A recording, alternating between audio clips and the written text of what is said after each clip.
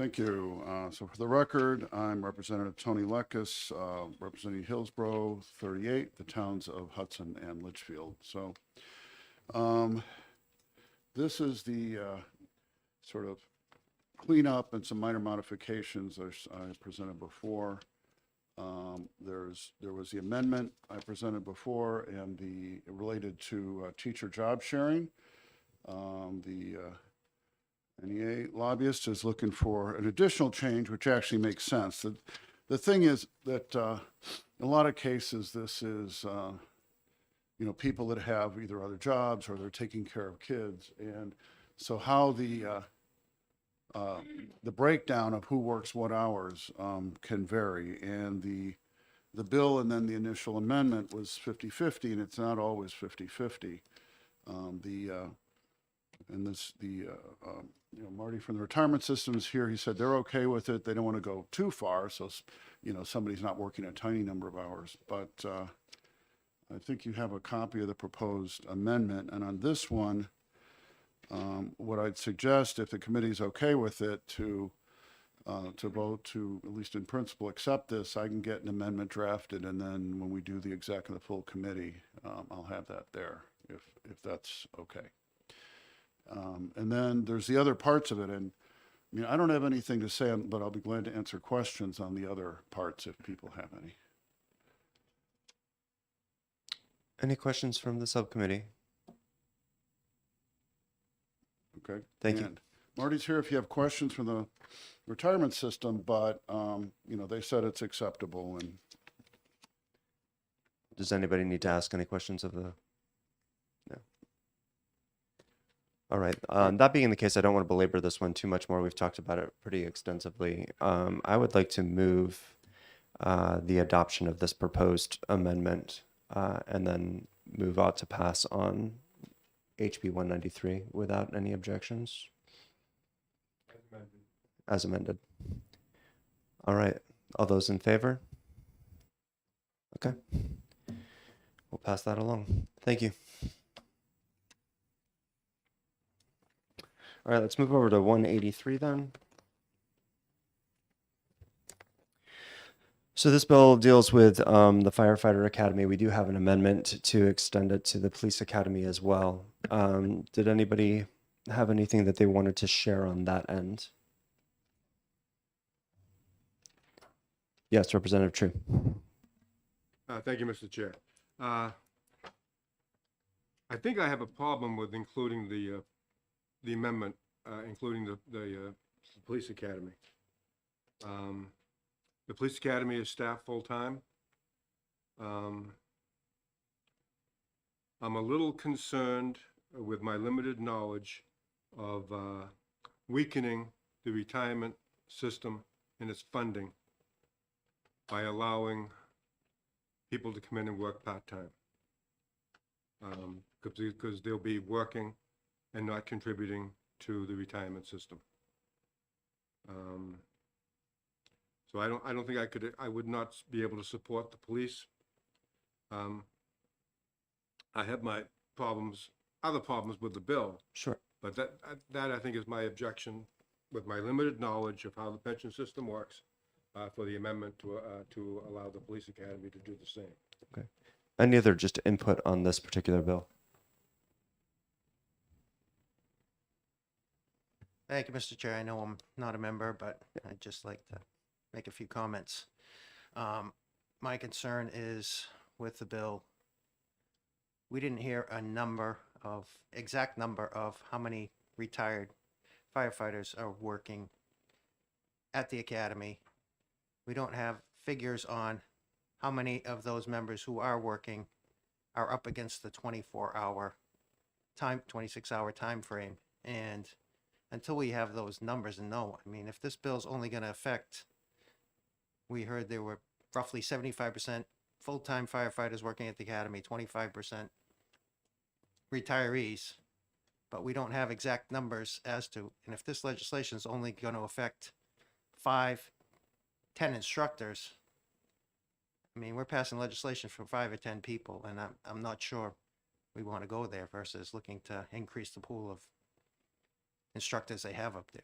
So, I mean, until we get those numbers, it's kind of hard to work on the bill and knowing if it's going to be effective. If we don't have numbers now to compare with numbers passing legislation, then how do we know if it even did what they were looking for? And that's my concern with this, on top of increasing the hours, which like I said, is going to be a snowball effect. They came in, now you got the police academy. Who's going to be next in line looking for their hours increased? And it bothers me to go down that road. Thank you. Thank you. And I agree. That's why I'm actually going to move that we retain this bill at the present time. I just think that there are too many questions that we asked that we didn't have answers to. There are available hours for the retired firefighters to work at the academy, but they're not taking those hours. They're splitting it with other areas. I want to know why that is. Is it a rate of pay issue? Are they paying less at the fire academy? I think there are other potential solutions that we can look into. I'd be more than happy to work with the fire academy towards some solutions. And by retaining this bill, we keep it in our working purview and we can have those conversations, hopefully get some of those answers that we don't have and make sure that the solution that we're coming to is the right one. For the reasons that Representative Goldie mentioned, we are opening a can of worms if we just push forward with this to other areas, other groups of people, and I'm really hesitant to do that personally. So I'm going to move that we retain HB 183, and I will just call a vote on that. And all in favor? All right, we'll move in that direction at this point then, and then we'll see what kind of information we can get. With that, I'll close the subcommittee meeting. It was a real quick one this morning, and you guys are free until 10 o'clock.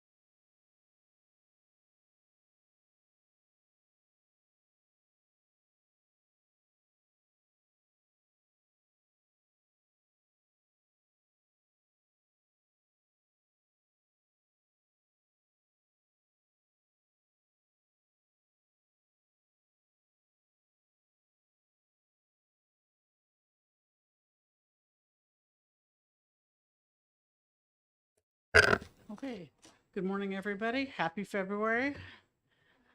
And like to open the public hearing on House Bill 519 and call Representative Edwards.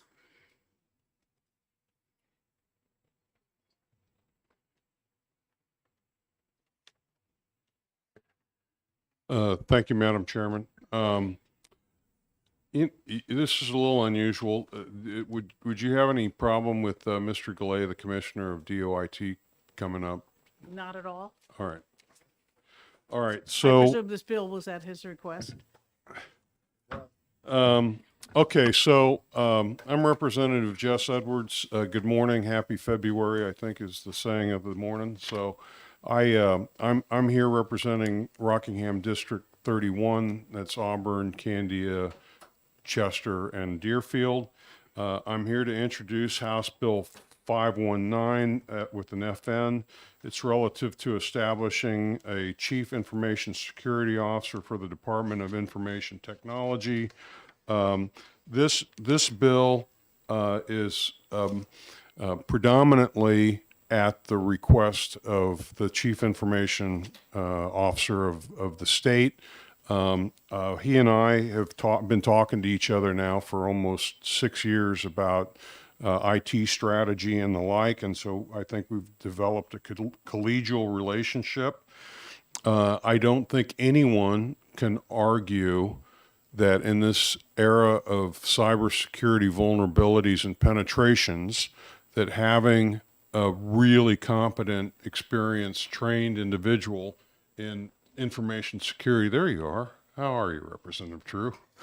That is just vital to protecting the privacy and security of our data. So that's the obvious point. The good news is that the commissioner's already hired this person to do this. So what are we doing here? What we're really doing is we're putting the sort of the framework for what this person's responsible for and accountable for into the statute, so that there's just a stronger underpinning of what needs to be taking place. And I particularly like the governance and risk program part of it that's on the second page, starting on line 10.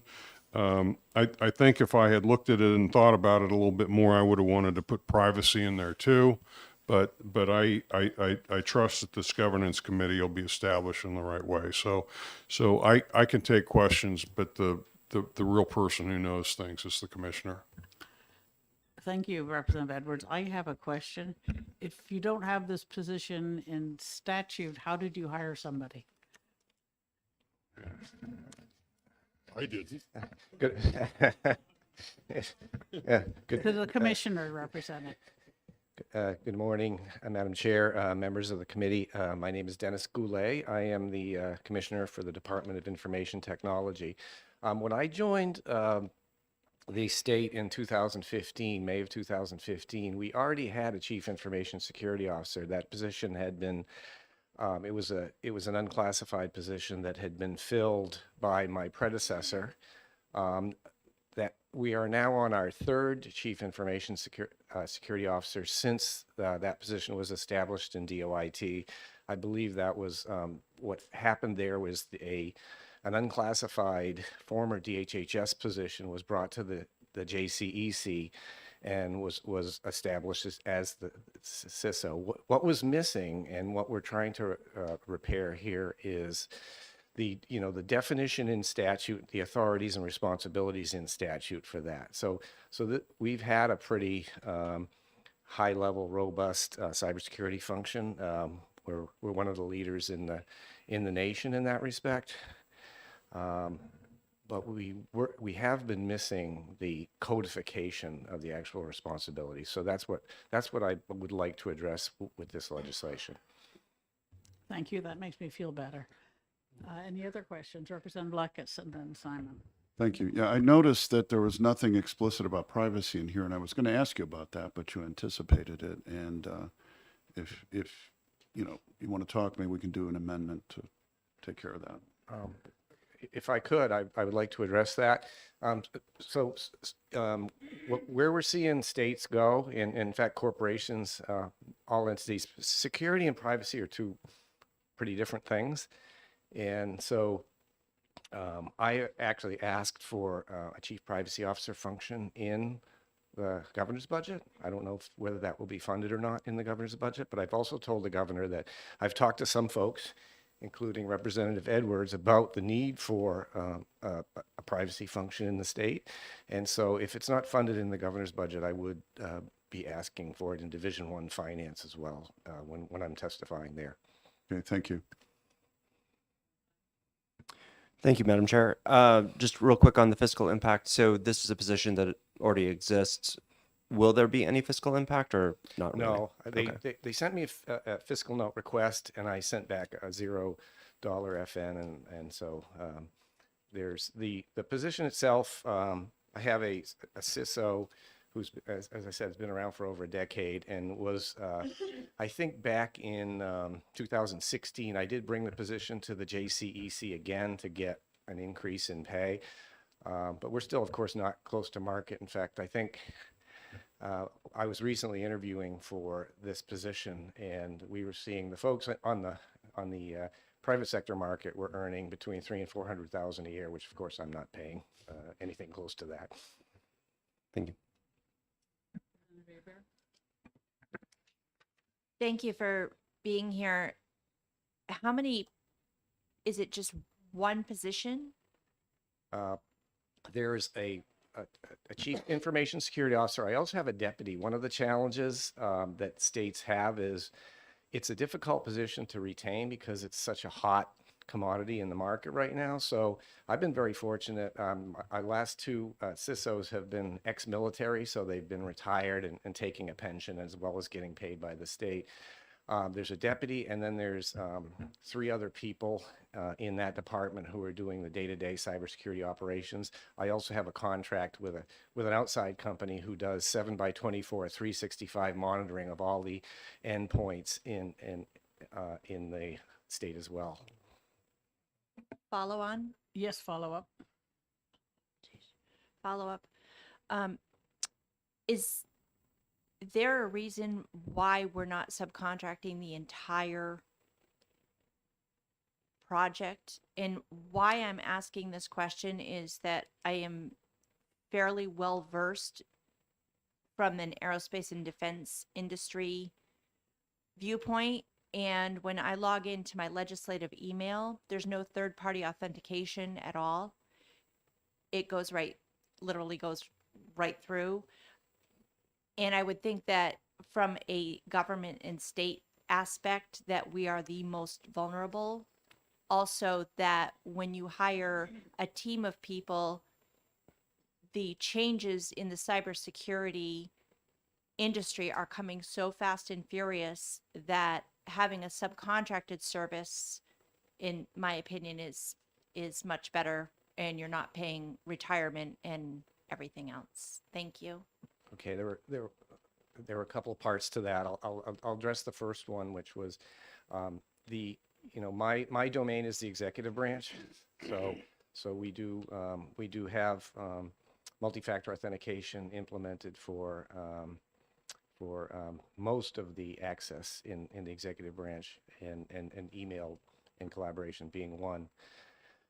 We actually have a really tiny staff that manages multiple contracts, one of them. So I'd say we're heavily outsourced, not completely outsourced. Even when you're fully outsourced, you still need a management function that maintains the contracts and things like that. So for example, we have the 7x24, 365 monitoring of all our systems, which is outsourced. We have regular cyber risk assessments, which is outsourced, our third-party cyber risk assessments that come in and assess applications and practice and things like that.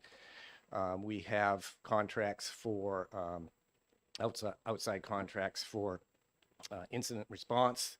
So should we have an incident, we need to bring in expertise, whether it be legal or technical or whatever. So I'd say we're probably in terms of cyber operations perspective and cyber strategy, we're pretty heavily outsourced already.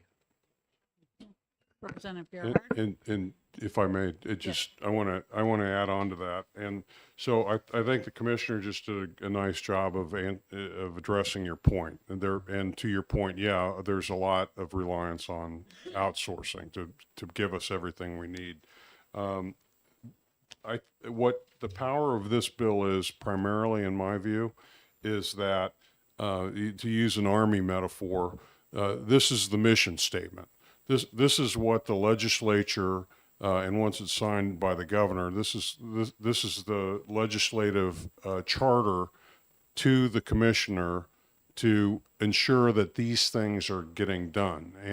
And you know, without clarity in the mission, then there's some ambiguity on exactly what our expectations are. This gives us an opportunity to clearly communicate what our expectations are, so that then there's a dependence on their part to get it done. So to me, that's a huge value in this bill. It's just we need to tell them what we think needs to be done. Thank you, Representative Edwards. Representative Gerhard? Thank you, Madam Chair. As far as the reports, assessments, and other things that are discussed in the bill goes, are these available to the public? I'm just worried about reports that get filed, but nobody ever sees them. There's no oversight. Thank you. Thank you. That's a good question. We have the Information Technology Council, which has representation. Two House members are represented, and our cyber strategy, as well as if we have reports or things that we need to do, we can go into non-public session, and the House members and the other members of the IT Council are able to review and hold us accountable for dealing with vulnerabilities. I think if you wanted to dig into it, you'd find that we take any vulnerabilities that we do find very seriously. Additionally, we're almost continuously being audited by the federal government, multiple entities inside the federal government, and in different ways too, from a cybersecurity and a privacy perspective.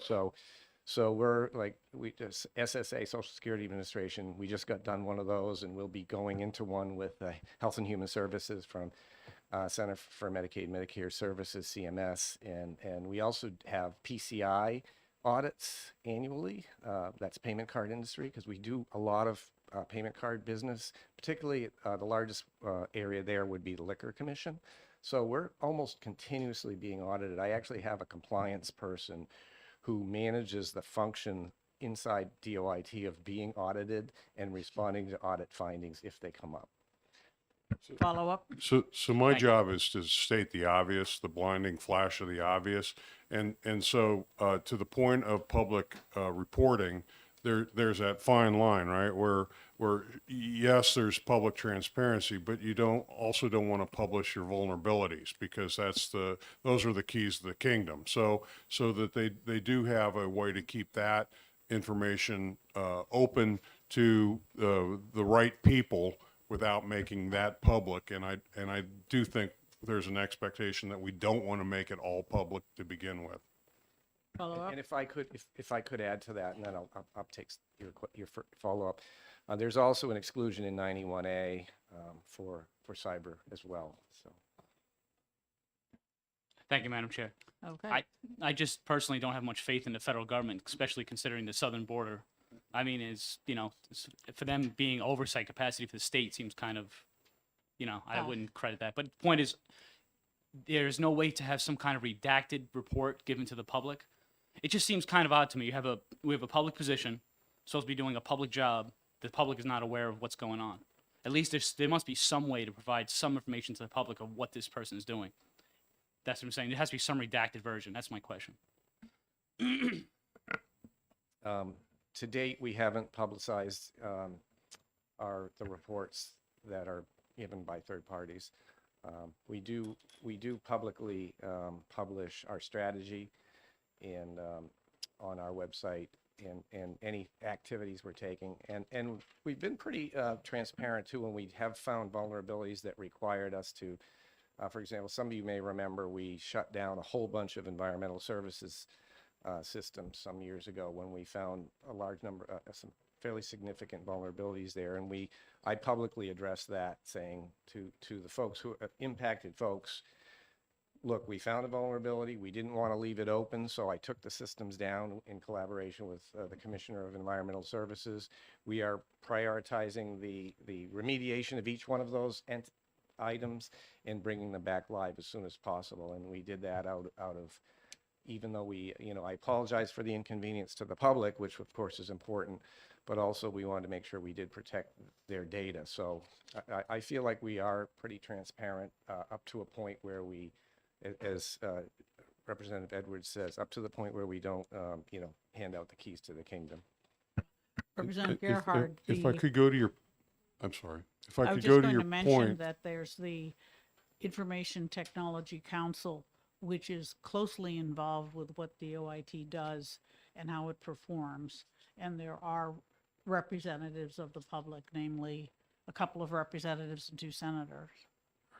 Right, and I think if we wanted to make it clear that there is a public-facing reporting requirement, a way to consider doing that is on line 10 of page 2, where it lays out what this security governance and risk program is about.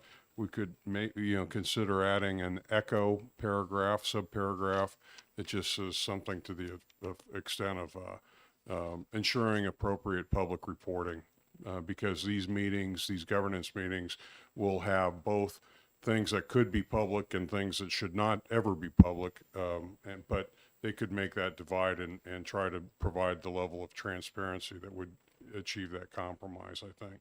Does that sound, we just made that up. Yeah, no, I'd be happy to amend that. Another possible amendment too, I've been wanting to have more reps on the Information Technology Council, a larger number. We have 2, and I feel like I'd rather have 4 state reps on the Information Technology Council. That way I could know I'd always have 2 or 3 attending each meeting, because schedules are hard to jockey. So we could consider, if we end up amending language on this for reporting, maybe we would want to amend to add 2 more reps to the Information Technology Council. All right, thank you very much. Representative Schmidt, you had a question? Now I have another one, Madam Chair. So if we're going to amend it, is it going to go to a subcommittee? If it needs to be amended, then yes, it will go to subcommittee, which will go to Representative Broadus Okay, well, on organization. no, I think we ought to get on board with all this amendment talk that we're hearing, because some of it needs to be done. Representative Rhoda, I'll defer to you while, Yeah, Representative Broda?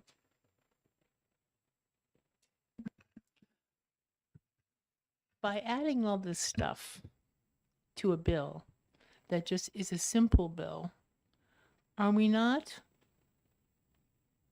making things complicated? Can't we just pass the bill as it is, and then you can add whatever you need to your council in a separate? I just don't want this to become a bunch of stuff that isn't related to the topic. So I'm just asking the question. Well, I'm not, either way, whether this gets amended or not, I'm going to add some kind of regular reporting to the duties of the CISO and using the IT Council, Information Technology Council, as a vehicle for said reporting.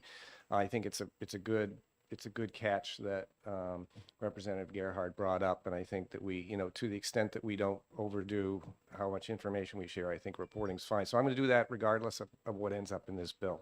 All right, well, if it doesn't need to be in statute, then I'm with Representative Grote on not necessarily putting it into statute. Representative Edwards?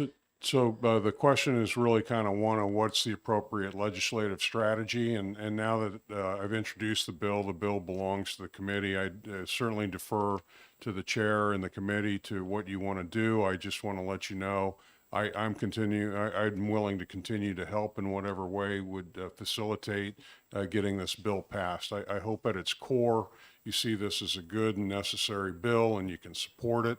And I think to your point, Representative, sometimes less is more. Maybe this is the good first start. Yeah. Okay. Other questions? Representative Goley? Thank you, Madam Chair. And that was one of my concerns is if we try and increase the membership on the council, we would probably, with that amendment, need another public hearing because I'm not sure that that would be germane. And my I believe you're correct. question would be, you know, if we have to, let's bring in a separate piece of legislation for that next year. I don't think it's needed at this time, This just is to a- get this going forward. This is an early bill. I don't know exactly where it's going, but I believe it would be finance. And adding more people to the council is certainly something that could be done in this bill, in finance, or in the budget, whichever your committee chooses. Representative Schmidt. Thank you, Madam Chair. I didn't get my second question in. You mentioned the JCEC situation earlier, Commissioner. As one of the members of the JCEC, as a matter of fact, the only one that's appointed at the moment, you do have a questionnaire in the system at the moment, because I think we ought to proceed with that if we possibly can, once we get the JCEC set up. Well, I do have a couple things I'm going to bring before the JCEC, but not this position. This position's already where it needs to be with respect to that. Okay, thanks. Good to know. Any other questions? All right. Thank you very much, gentlemen. Thank you. Is there anyone else who wishes to testify on House Bill 519?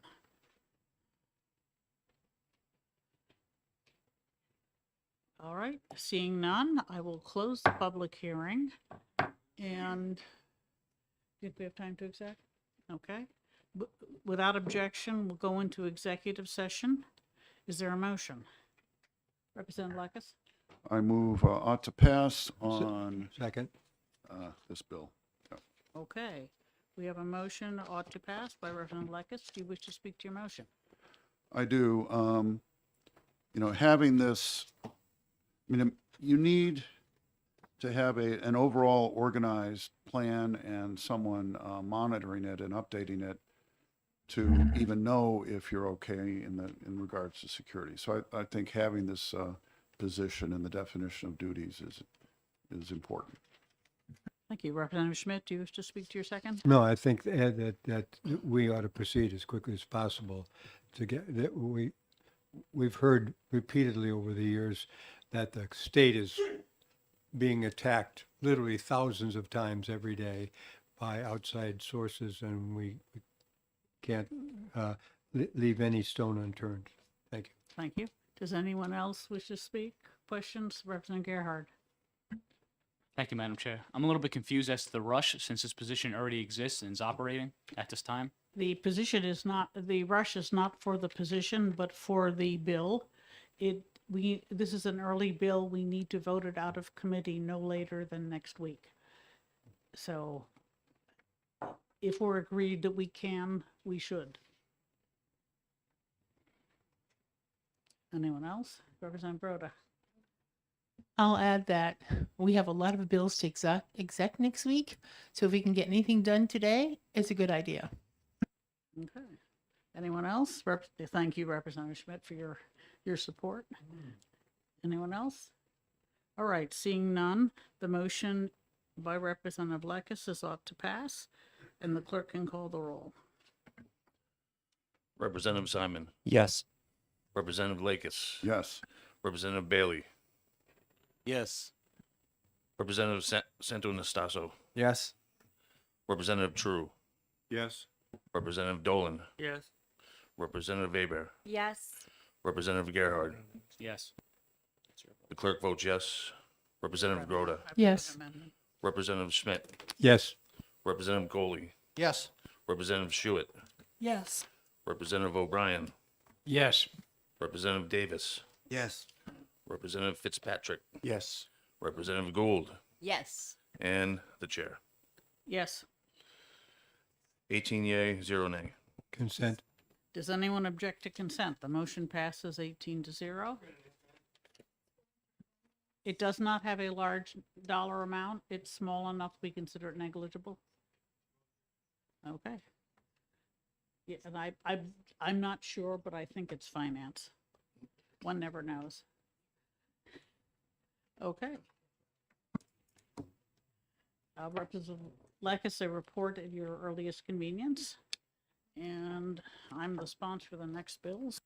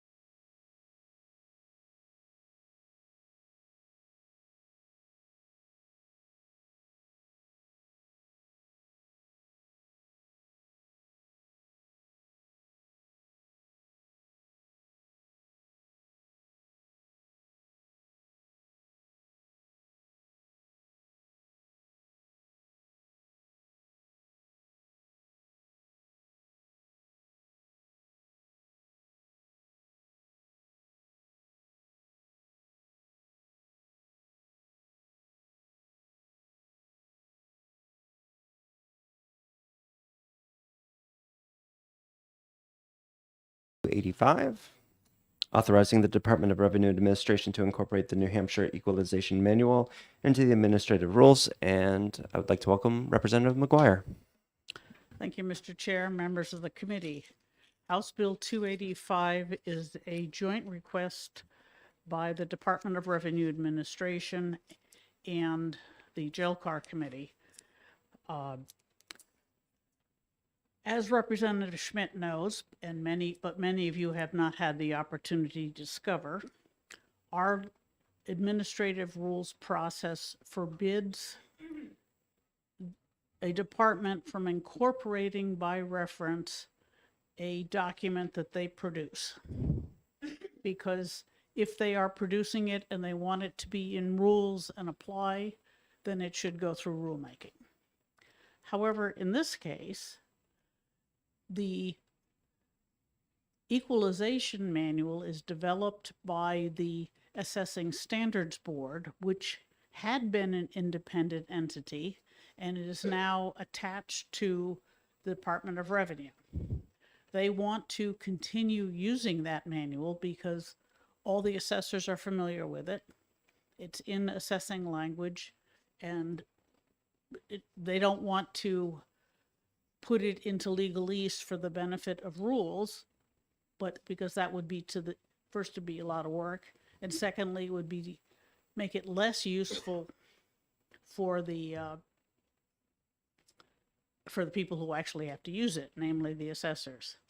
So the fact that it was not that they wanted to incorporate by reference was strongly supported by JELCAR, but we need to give them explicit exemption from the normal rules to allow it. So House Bill 285 does that. It says that even though the Assessing Standards Board is now attached to revenue assessment, they can still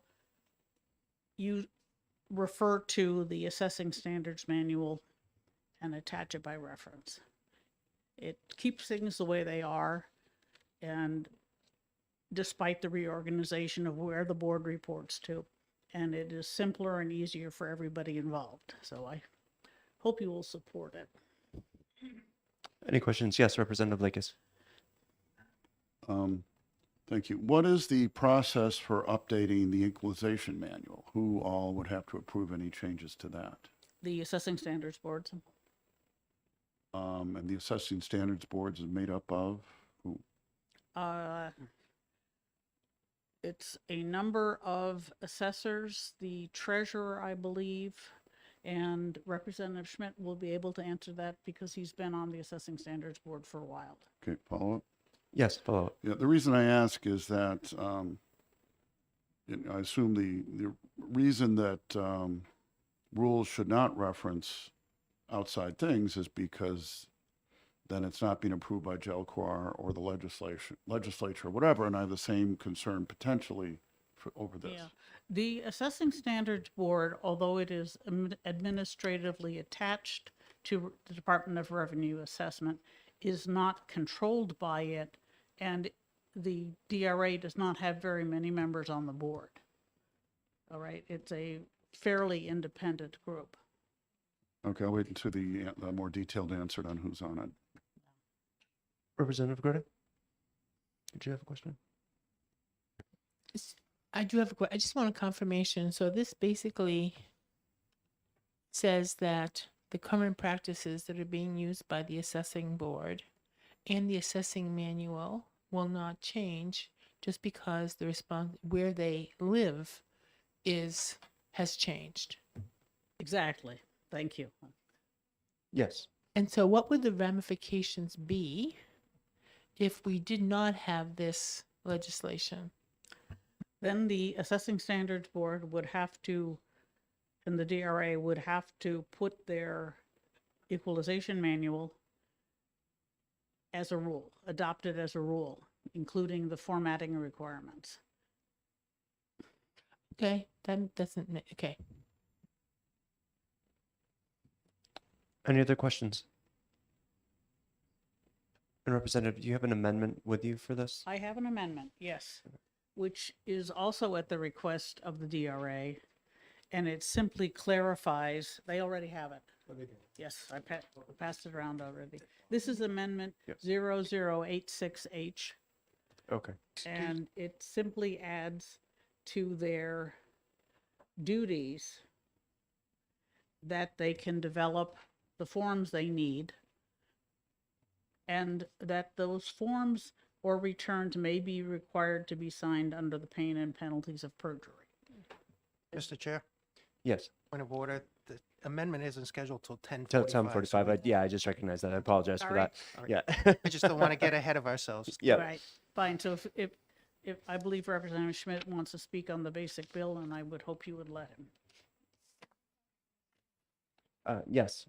Representative Schuett. Yes, Representative McGuire, was this bill, the original bill, requested by DRA? Yes, Thank you. and agreed to by Jelcar, as you can tell by the list of sponsors. Because this is another instance where it does not state that in the analysis, and I told them it was a request. thank you. The chair will call Representative Schmidt.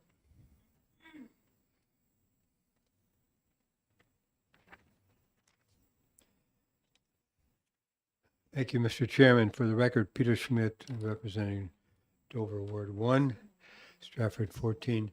So just as a little bit of background, there used to be an equalization standards board as well as an assessing standards board.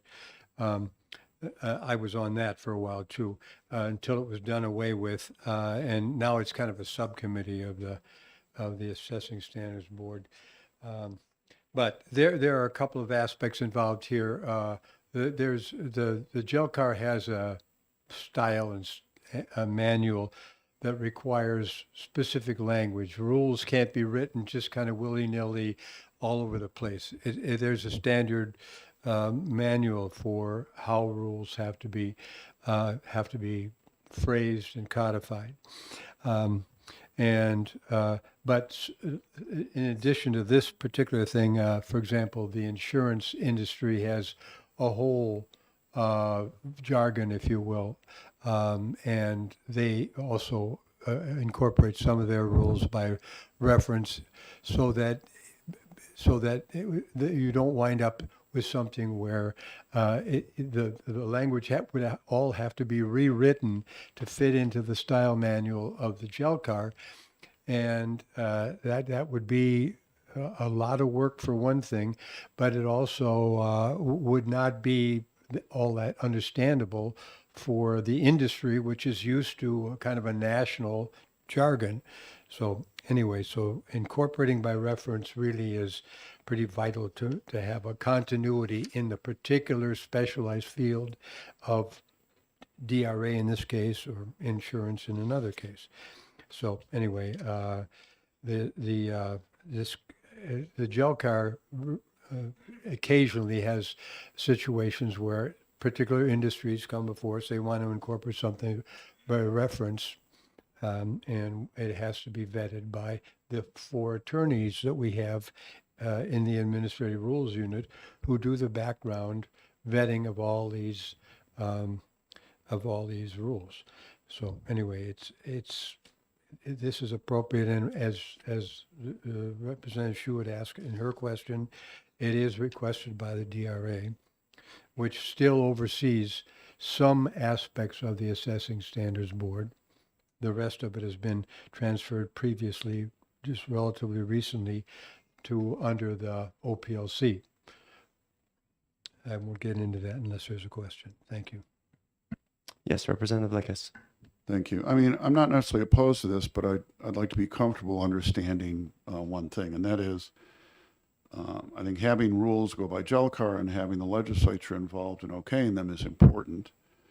And I don't know how changes to the equalization manual were handled before and who had to approve them and how that might change as part of this. But I'm just trying to be assured that if this goes through, that it's still going to be the legislature that has to approve any changes to this equalization manual if it's going to be incorporated by reference into rules.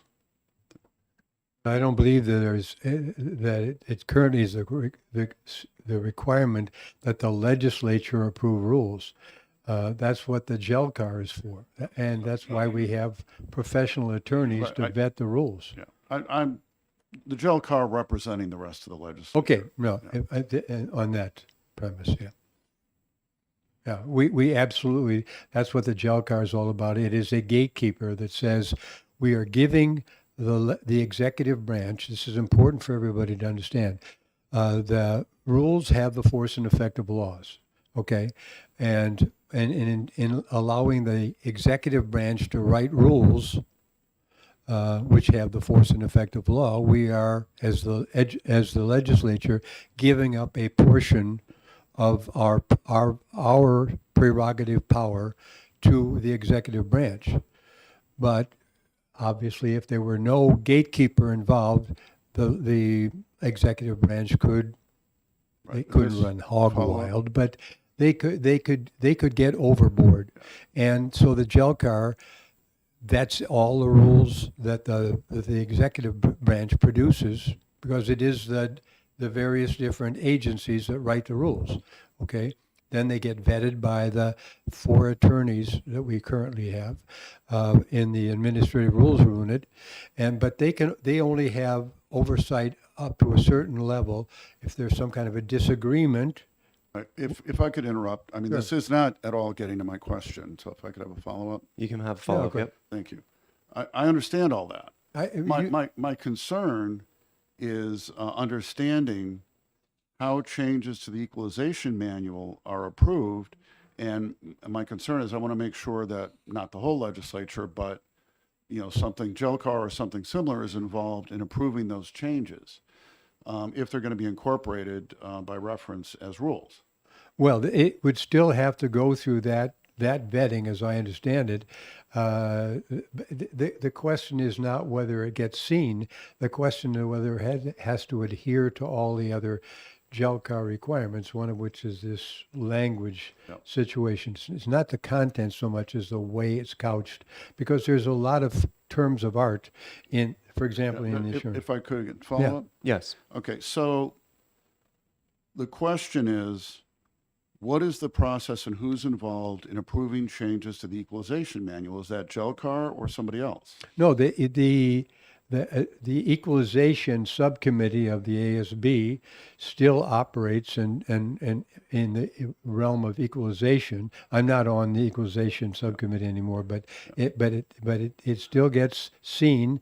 But when the rules get incorporated, they get incorporated by reference rather than having to adhere to all the aspects of the GELCAR manual. Okay, follow up. I think Yes. I might be getting to what I'm looking for. So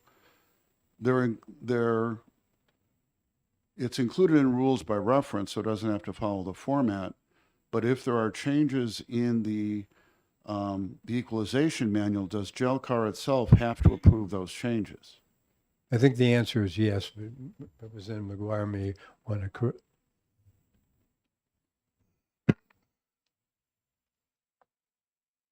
I think it would be more accurate to say that the GELCAR can object to changes. Well, We do ask for, when there is a major change to a document by reference, the GELCAR asks for, and the agency is required to provide an explanation of what changed, why it's necessary.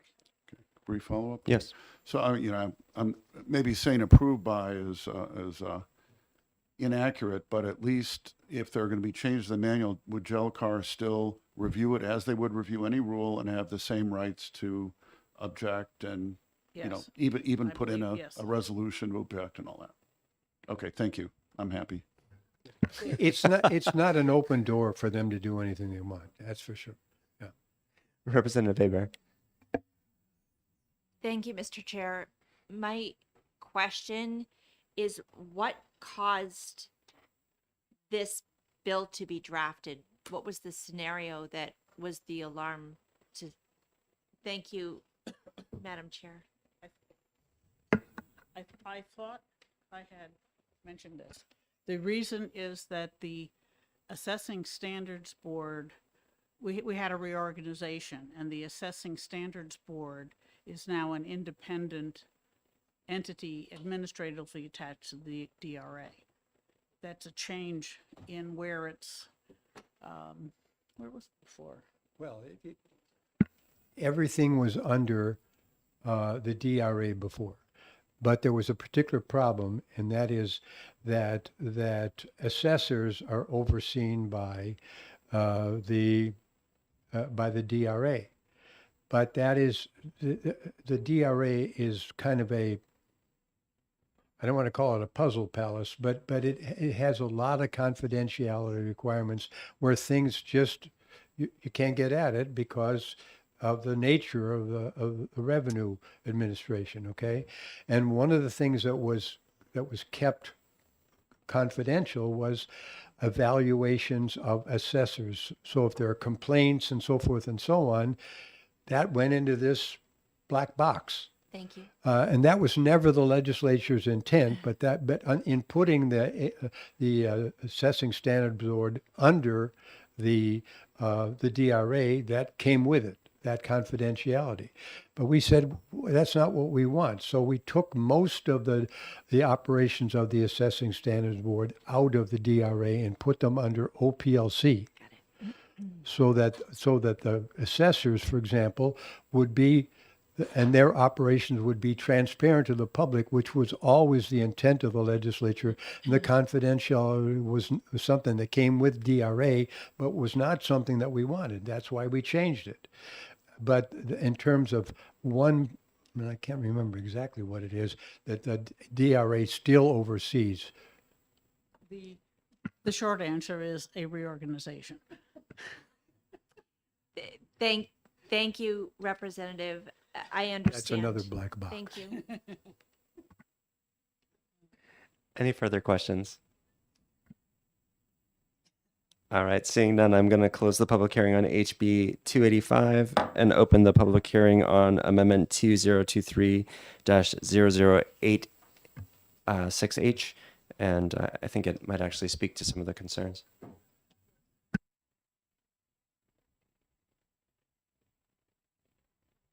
Yes. This amendment was also a request to the DRA, which they asked me to put in while I was talking about when I talked to them about the bill itself. They said, "Oh, well, will you take care of this minor detail?" And this is something that came out of JELCAR. Some of the DRA forms and returns are signed under the pain and penalty of perjury, which when you're looking at tax returns, that seems perfectly reasonable. And but the rules of JELCAR require that such a form be needed to have specific approval or that the pains and penalties of perjury apply to the particular form. The DRA thought it would be easier if they just had a blanket exemption, because nearly all of their forms are signed under the pain of perjury. I mean, so they asked for a blanket exemption. You'll notice this is in RSA 21J, which is what defines the Department of Revenue Assessment. So this says if you sign a tax return or something like that, they can go after you for perjury or unsworn falsification or whatever. Actually, perjury in this case, even if the form doesn't specifically say so. And they think of this as a simple cleanup. I will try to answer it. Unfortunately, my contact at DRA has another bill he's presenting at the moment, but the department did send out a letter, which I believe they sent to the entire committee, in support of this amendment. Questions? Yes, Representative Likas. Are currently now, and I assume this wouldn't change it, are those forms or returns reviewed by JELCAR? No, that's one of the exemptions that the DRA has. They can change their forms at any time, Follow up? explicitly. Yeah. Yes. And so follow up. that's current, separate from this bill. Current and separate, All right. absolutely. Thank you. Any other questions? Seeing none, thank you so Okay, much. Thank you. Did anybody else wish to speak on HB 285, Amendment 2023-0086? Representative Schmidt. Thank you, Mr. Chairman. So, in response to the question that was just asked, I wanted to say that the DRA as a taxing entity is subject in many of its aspects to federal preemption and so forth. And it kind of acts as a pass-through agencies to some degree for IRS. And because forms that are issued by the IRS have to be implemented very quickly, they have deadlines and so forth. And the rules process, the vetting process is somewhat time consuming. And so they DRA rules have to be very flexible to encompass, if you will, or that's not a good word. It's not the right word anyway. It's a perfectly good word. But anyway, they have to be flexible in order to meet IRS deadline requirements. And so their rules, in some regards, are exempt from the GELCAR process.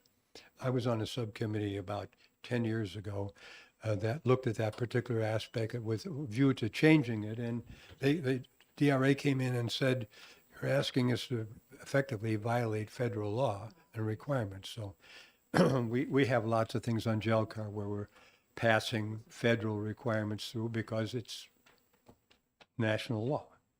So it's important to understand that this is something that has to be. Any questions?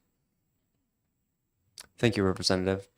Anybody else want to speak to the amendment 2023-80086? Seeing none, I will close the public hearing on that amendment.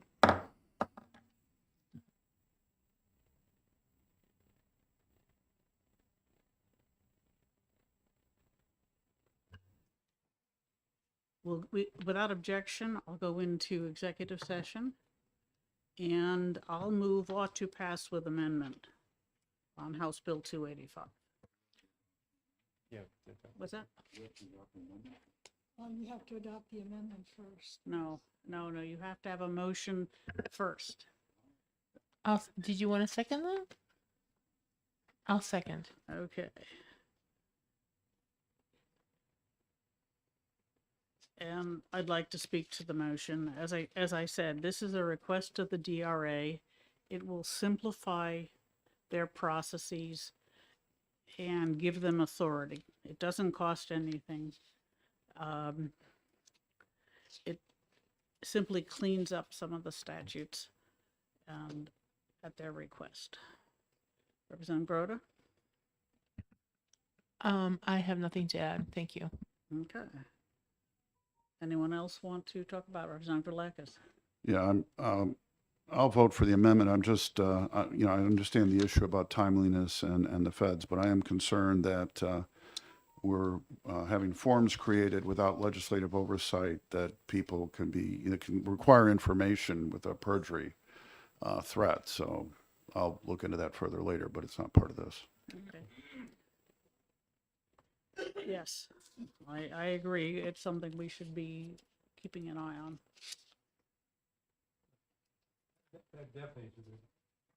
It definitely is a good idea that we not just kind of like, don't even look at it. We just, Yeah. I'll add Representative something. Grota? So what's important is that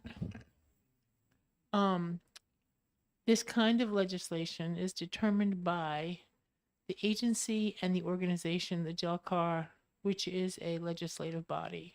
So if they agree to these types of, and these are experienced people, experienced representatives, so who have been on these committees for a long time. So I don't have any concern with these types of requests. If this was something that was put together in a expedient way, I would have more concerns. But I think that the bill in itself defines what we're doing and how we want things done. Representative Blackus. Just wondering if the previous comment was related to the amendment or the bill, and the reason I ask is that, my concern was around the forms not being reviewed by Jelcar at all.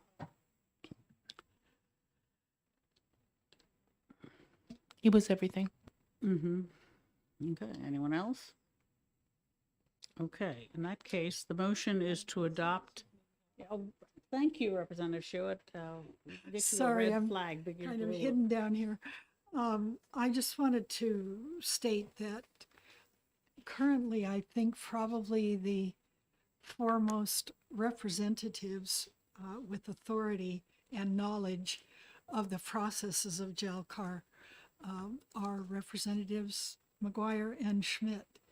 So I will just say that if they're okay with this, I think it's probably okay.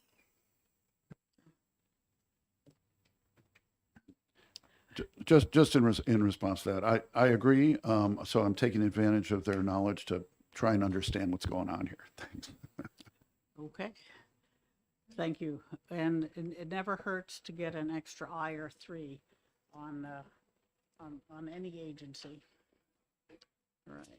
The motion is to adopt Amendment 0086H to House Bill 285, and the clerk can call the roll. Representative Simon, Yes. Representative Lakis, Yes. Representative Bailey, Yes. Representative Santon Stasso, Yes.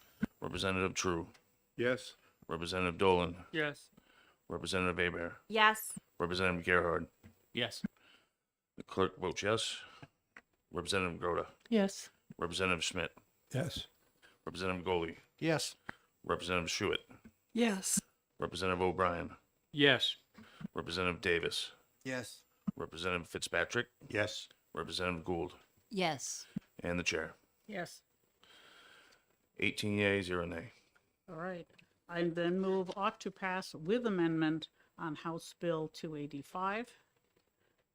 Any further discussion? Okay, the clerk can call the roll.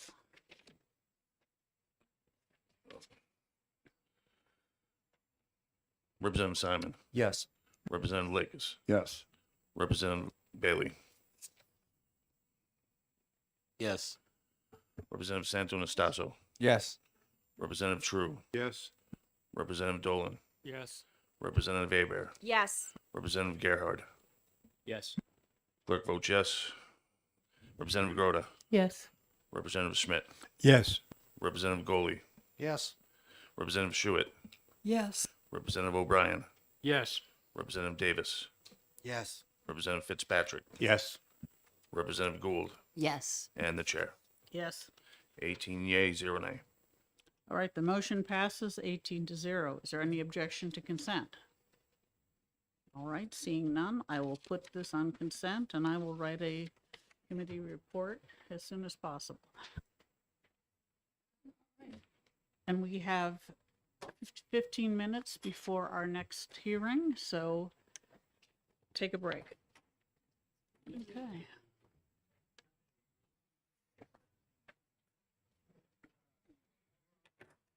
All right.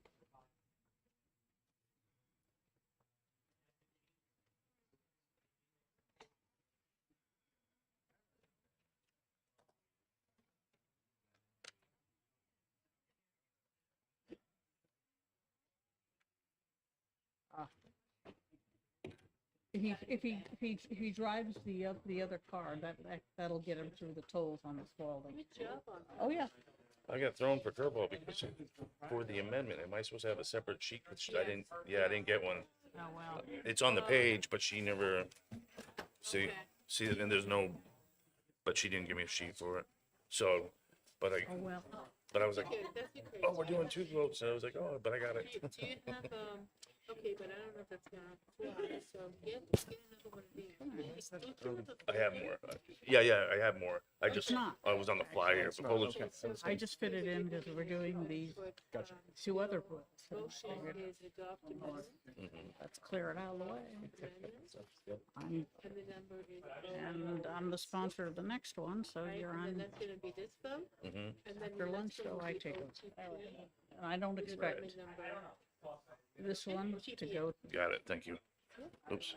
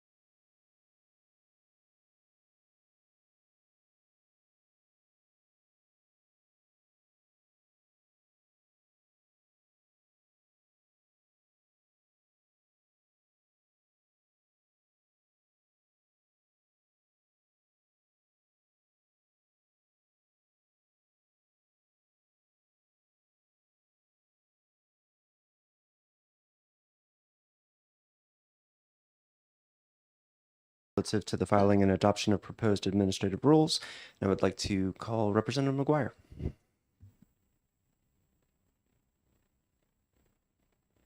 Good morning, Mr. Chair, members of the committee. I'm Carol McGuire, Merrimack 27, which is the towns of Allenstown, Dunbarton, Epsom, and Hooksett. House Bill 358 is a number of changes to the administrative rule process that was requested by the committee and the committee staff. And most of it is to simplify or clarify the procedure. There is one substantive change, which is on page 1, starting line 22, which is to improve legislative oversight by sending a new rule implementing new legislative authority to the policy committees that deal with that passed the law that created the rule. So that if we were to pass a change to a licensing law, we would, EDNA would, in the House and Senate, would get a copy of the rule in order to confirm that the rule implements the legislative intent. That's a change. There's which has been asked for by a lot of people. What else?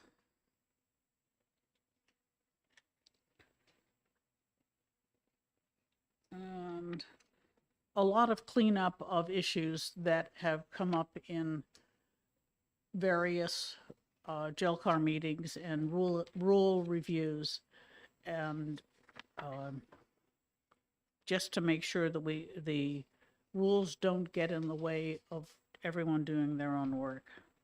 For example, on page 4, the response of a board or commission to a committee objection is 7 days after its regularly scheduled meeting, or instead of 2 weeks after the meeting of GELCAR, so that they don't need to call an emergency board meeting in order to address the rule.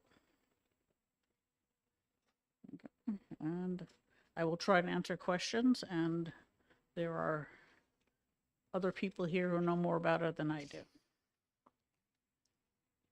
Yes, Representative Leakis. Okay, my question is on the sentence at the very bottom of page 1 going into page 2. The chair of the Standing Policy Committee receiving proposed rules shall review the proposed rules in consultation with members of the Standing Policy Committee. My question is, what does in consultation with the members of the Policy Committee mean? Is that a committee meeting, a vote? What is it? It depends. If, for example, we were to receive such a document now, we would have a committee meeting on it in somewhat like an executive session and make a committee recommendation. If it were to be issued on Halloween, it would probably come to me, and I might talk to some people that I think are likely to be reelected, but it would be a much less formal process. And the difference in access to the legislature between when we're actually in session and when we're not is why it's left that vague. Follow up? Follow up. Yeah, I'm a little uncomfortable with the vagueness. I don't know just how it would be worded to make it clearer, but to at least, if possible, have there be a requirement that there be a meeting and a vote. And then the other part of that is, what's the time frame on this between the proposed rule change and when the committee would have to, I think there was a date. Let's see. I think that's in the last sentence, It says, right? yeah, it's on line 13, the end of the public comment period. Okay, thank you. And they do, in fact, read and respond to public comments. They don't always adopt them, but they pay attention to them.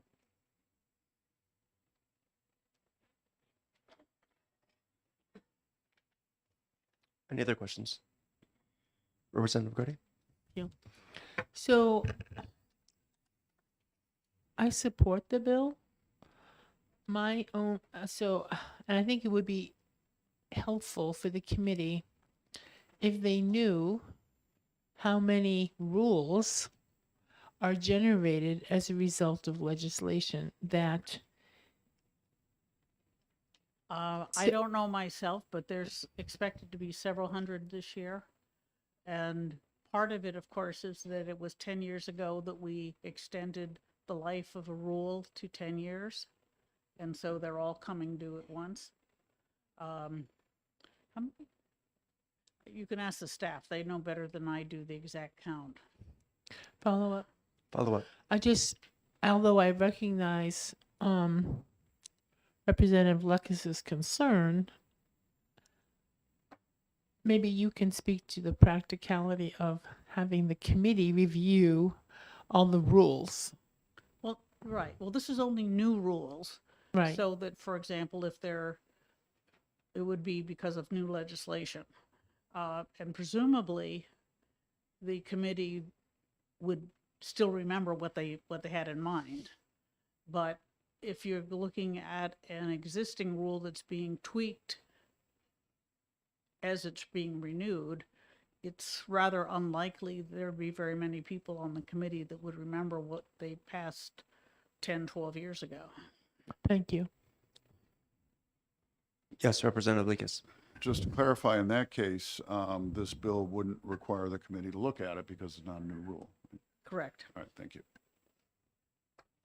Anybody else? Yes, Representative Goley. Thank you, Mr. Chair. What happens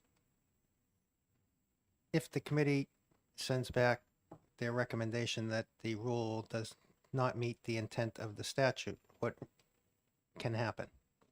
Well, since the rule is in the public comment phase, my expectation would be that the rule would be substantially revised to comply with the legislative intent. And if not, I'm sure that if any committee replied that the rule doesn't meet legislative intent, they would be keeping an eye on the revisions.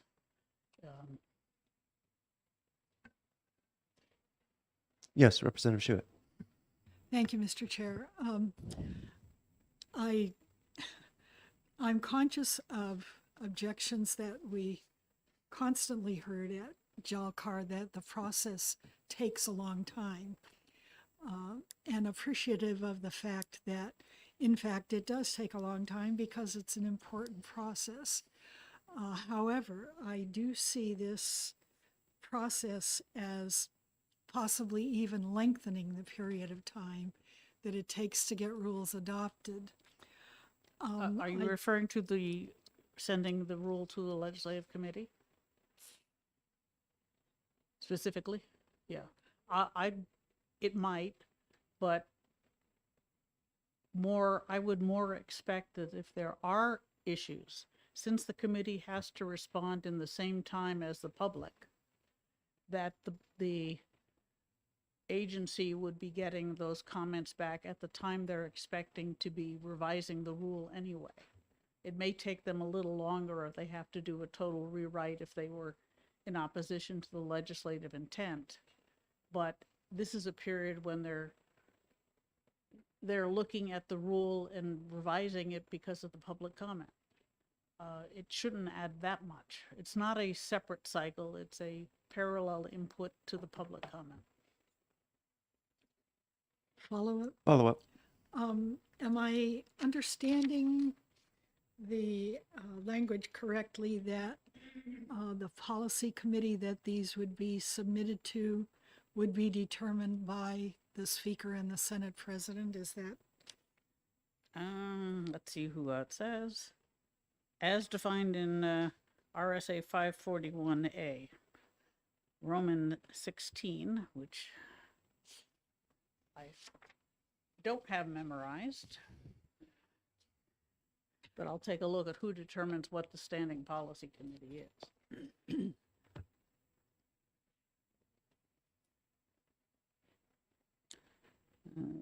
1,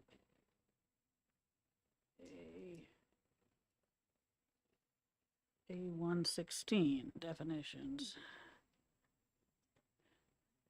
Okay, Standing Policy Committee means a committee listed in the rules of the House or the Senate to which legislation, including rulemaking authority, was originally referred for hearing and report. So it would be the committee that actually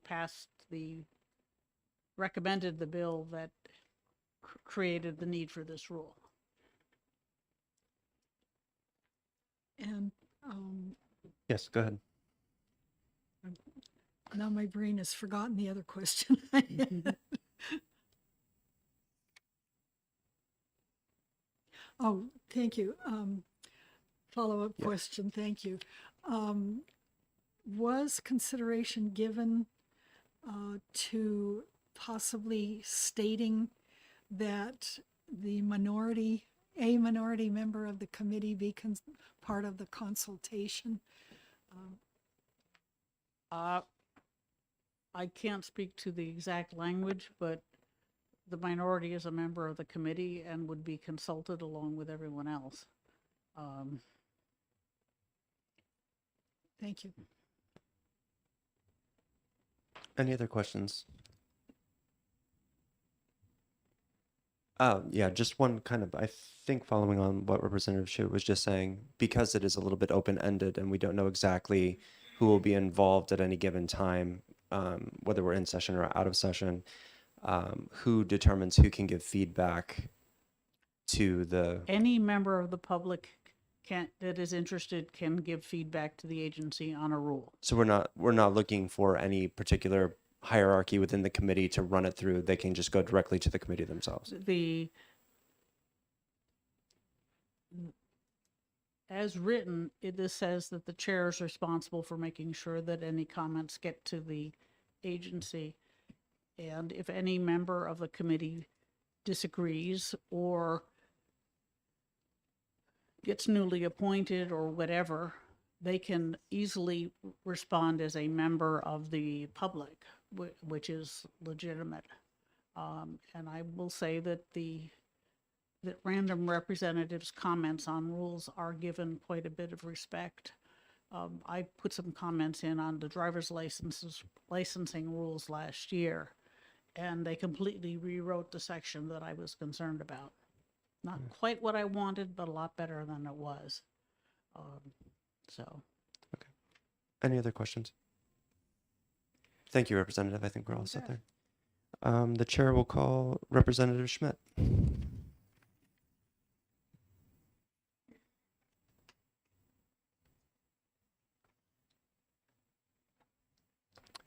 Before you begin, Representative Schmidt, if anybody else is planning on testifying, if they wouldn't mind filling out a pink card.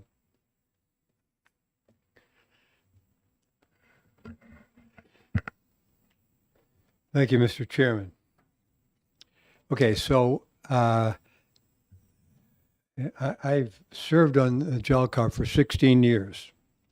During that time, I think I've missed one meeting, so I'm not an occasional visitor to the committee process.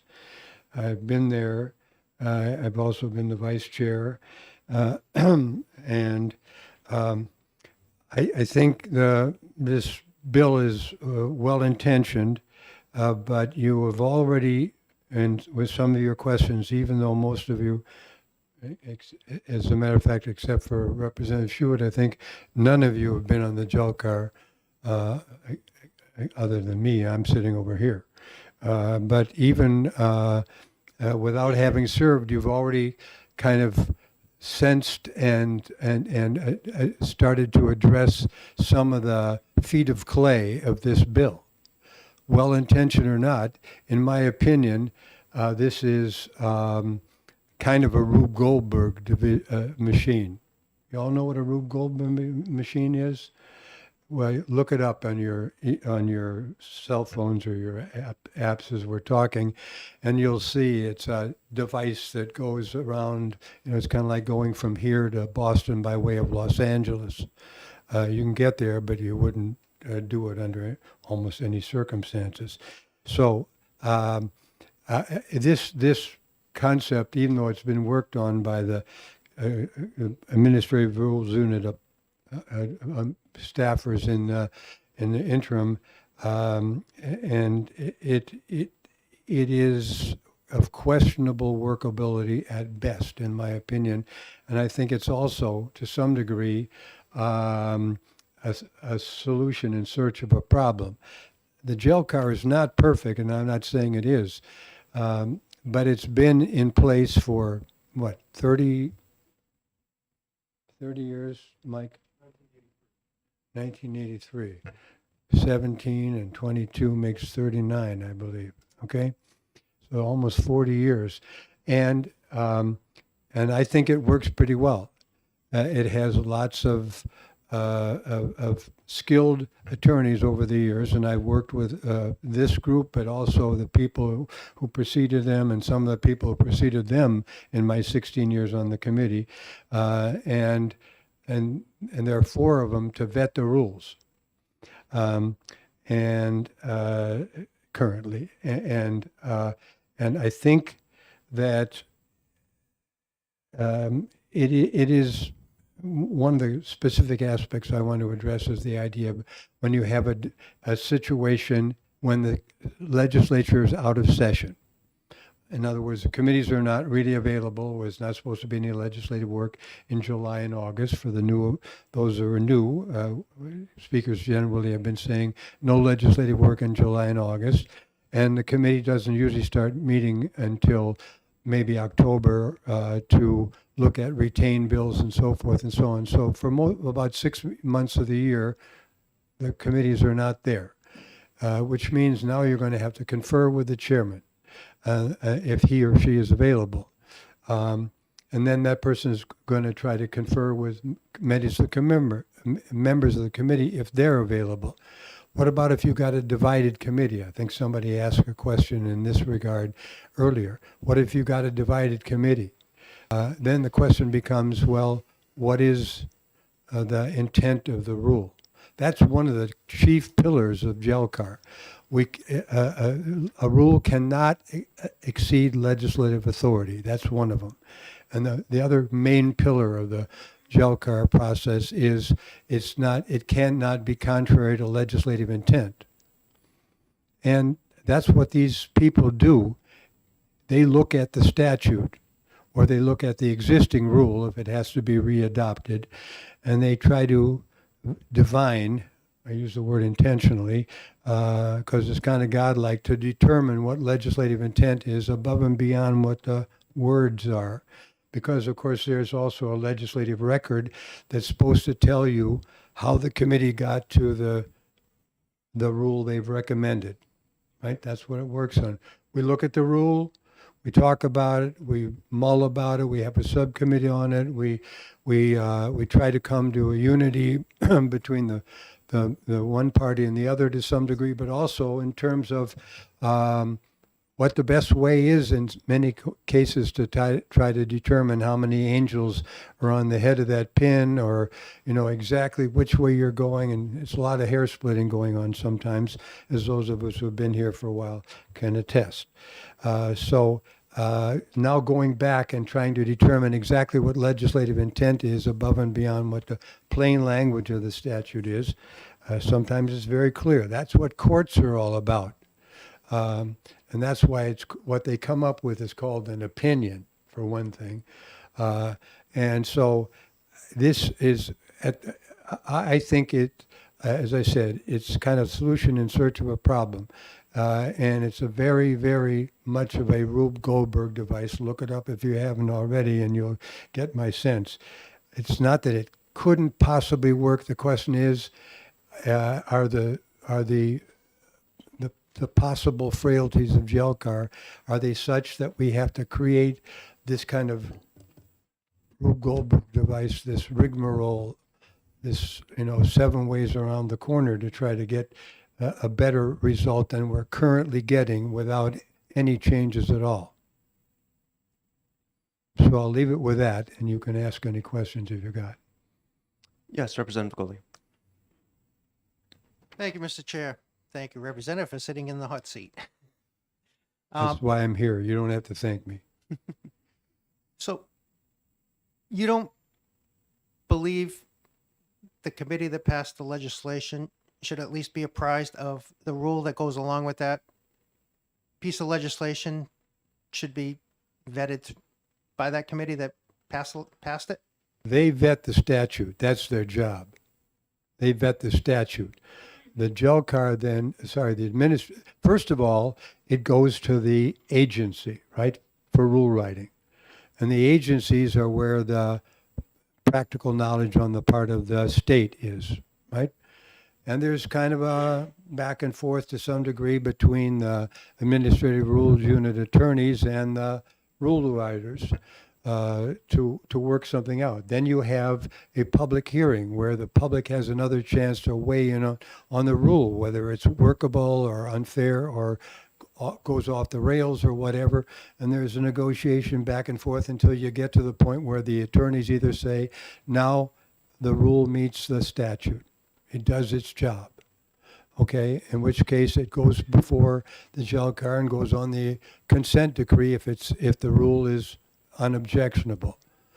And if it's on the consent committee, on the consent calendar, any member of the JELCAR can pull it off, just the same way we can pull a rule off, a statute off that's in the process of being addressed and voted on in plenary session of the legislature.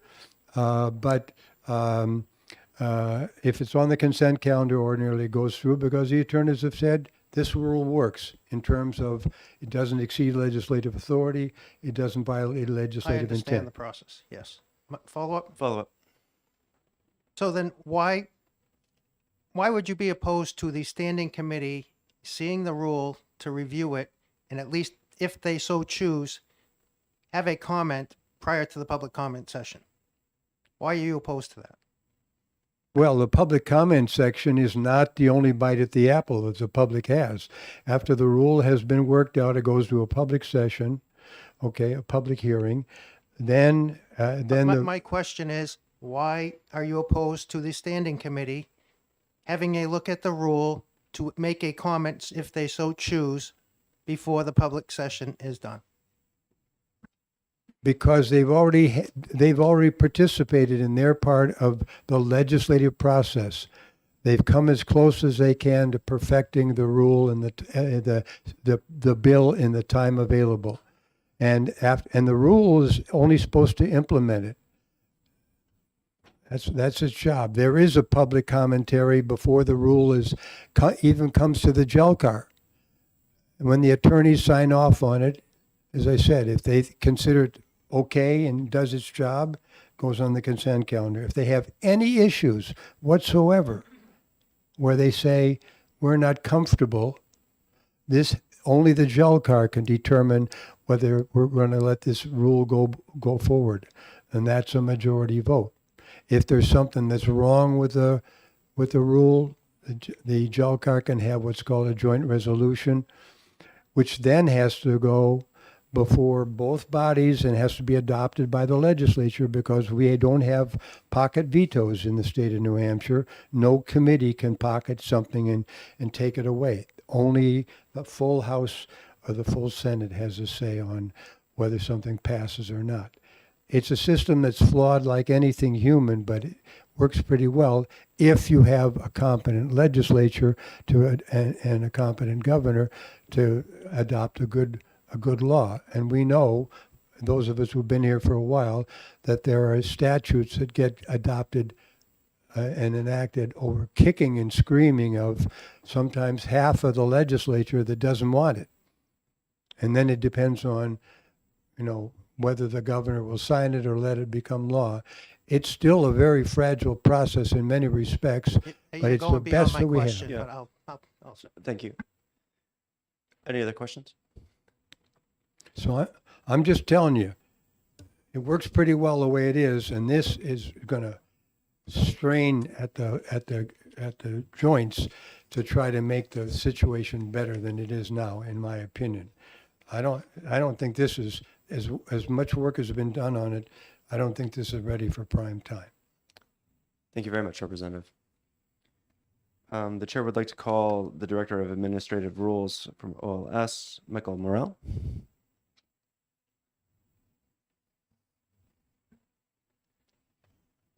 And do you have any testimony or just answering questions? Basically just answering questions. Okay. For the record, my name's Michael Morrell. I'm the Director of the Administrative Rules Unit within Office of Legislative Services. I've been working for the unit for 30 years. If you could, Director, and thank you for joining us, just to clarify maybe some of the questions that have been circling around. This paragraph that's been under discussion, its intent, if I'm correct, is that the members of the committee would just be apprised of what the rule is so that the members could weigh in on any concerns that they have with how it's been constructed and as to whether or not it meant the original intent, correct? It doesn't affect its ability to move forward. We're not vetoing it or we're not Correct. giving it an up or down. That's correct. It's, if there is new legislation and then there's a rule to implement that legislation, it would go to the policy committee to take a look at to see if they think the rules actually implement the statute correctly or if it's going into creating a new policy, et cetera. Then the policy committee would report back to JELCAR, and JELCAR would take that under advisement.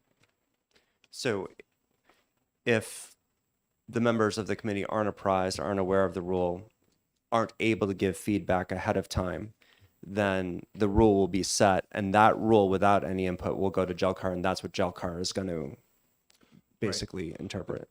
The agency would initially put in what's called an initial proposal. They draft up the rules and say, this is what we want to do. Then they have their public hearing process. They may get testimony or not from the public. It may be a little, it may be a lot. They also get comments from my office on the initial proposal. We're required by law and by the committee's rules to advise the committee of any potential basis for objection. There are a lot of instances where it's a minor thing and the committee decides it's not worth objecting to, or they get an explanation from the agencies saying why that rule is written that way. But that is a process. Any further questions for the director? Not seeing any. Thank you very much for joining us. Thank you. Did any other member of the public wish to speak to House Bill 358? Seeing none, I will close the public hearing, and we are in recess until 1 o'clock.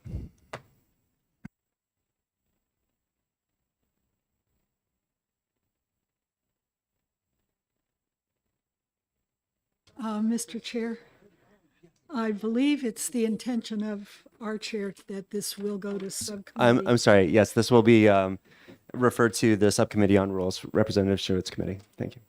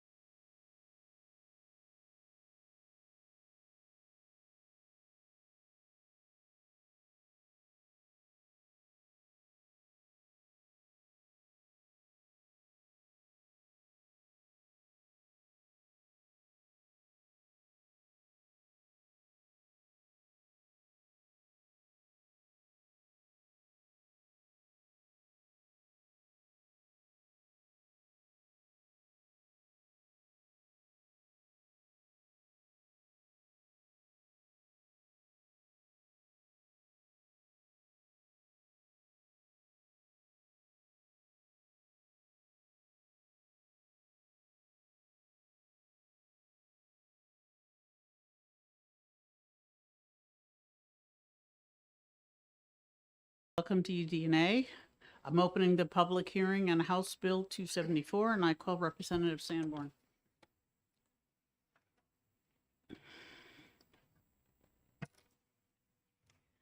Good afternoon.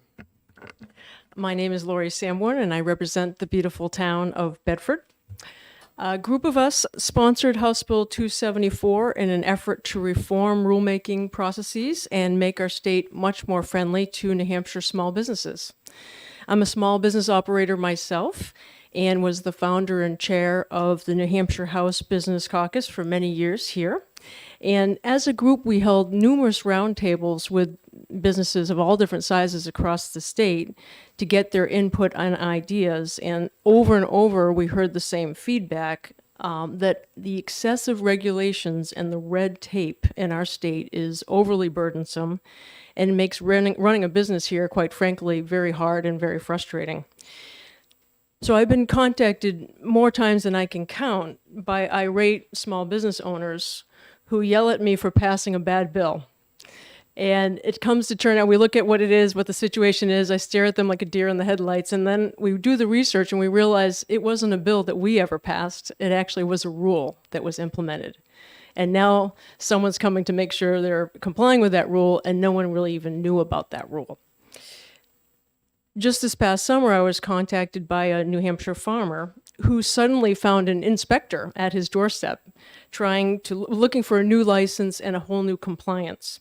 And again, this is a situation, they were complying a new rule. We never passed a bill, we never passed a policy on the issue, but there was a rule that was being enforced and of course exposed this business owner to fear and fines. Another example, I got a call from a large retailer who was issued heavy fines for allowing employees to purchase clothing merchandise with his logo on it. Now, what we passed as legislators was a policy that said, if you require your employees to wear a company uniform, you cannot make them pay for it, which is common sense. But the rules went really beyond that to extend it to any logoed company merchandise, and they got heavy fines for that and had to fight that. So this is the type of examples that I keep hearing about. And as you probably know, rules created by government agencies have the full force and effect as law.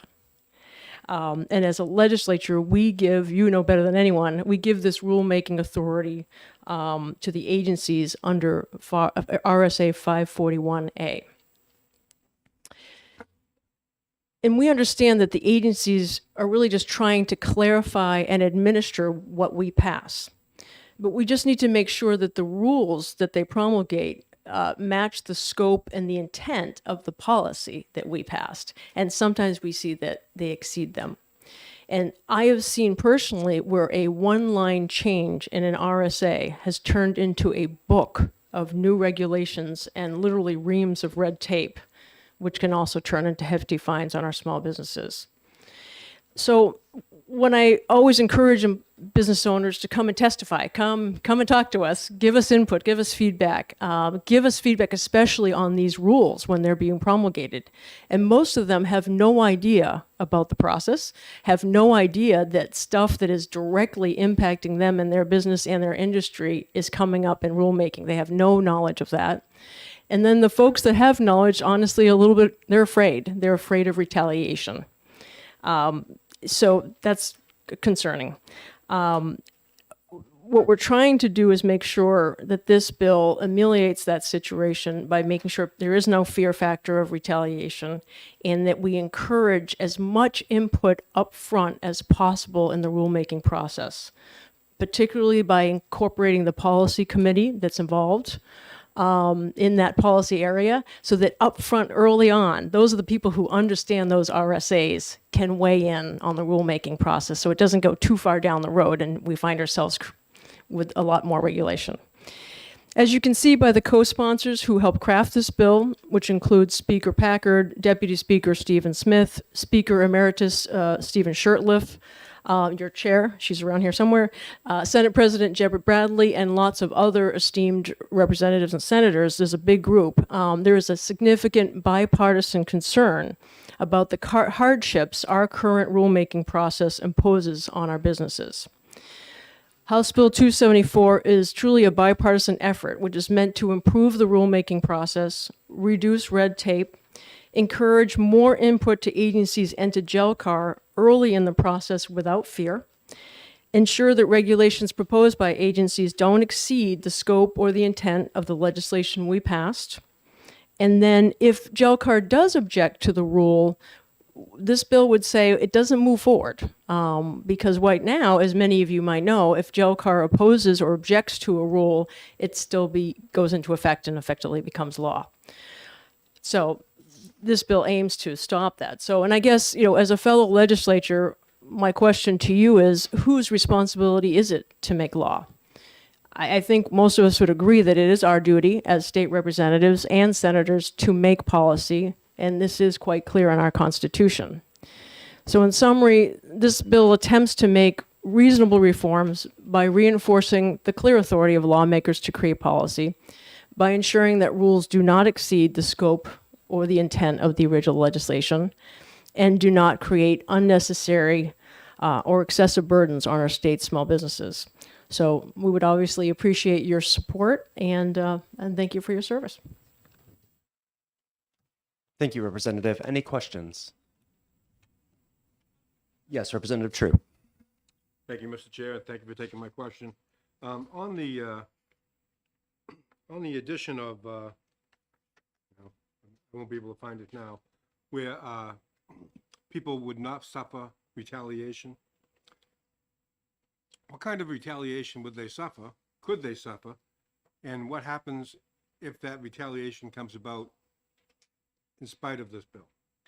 That's a good question. And the co-sponsors and I talked about this a little bit, is do we put, what happens if there's retaliation? How do you enforce this? And I'm not sure about that answer, but I can tell you I did go to the state employee handbook, and there is a clause in there that talks about employees should not retaliate. Like, so if someone complains about, you harass me, there is a no retaliation clause there. And I think, like most businesses, you have to manage that on a case-by-case basis to some extent, but I think it would give the business community, citizens, a little bit more relief knowing that it's expected that there would be no retaliation. And I have heard, and who knows if this is true or not, but a business has gone to testify and critique rules, and they suddenly get an audit or an inspector.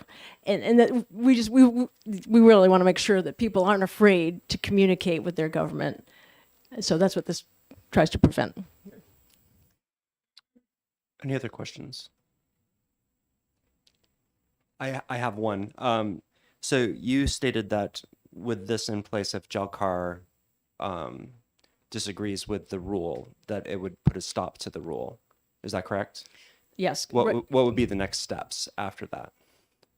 Because assumably they're putting a rule into place because of a statute that we've written. Is that correct, or is this right? Well, they could continually go back and redraft it. Okay. Yes. So there'd be no limitations on the number of redrafts until we got it right. Yeah. Awesome. Yeah. Thank you so much. Thank you. Representative Schmidt.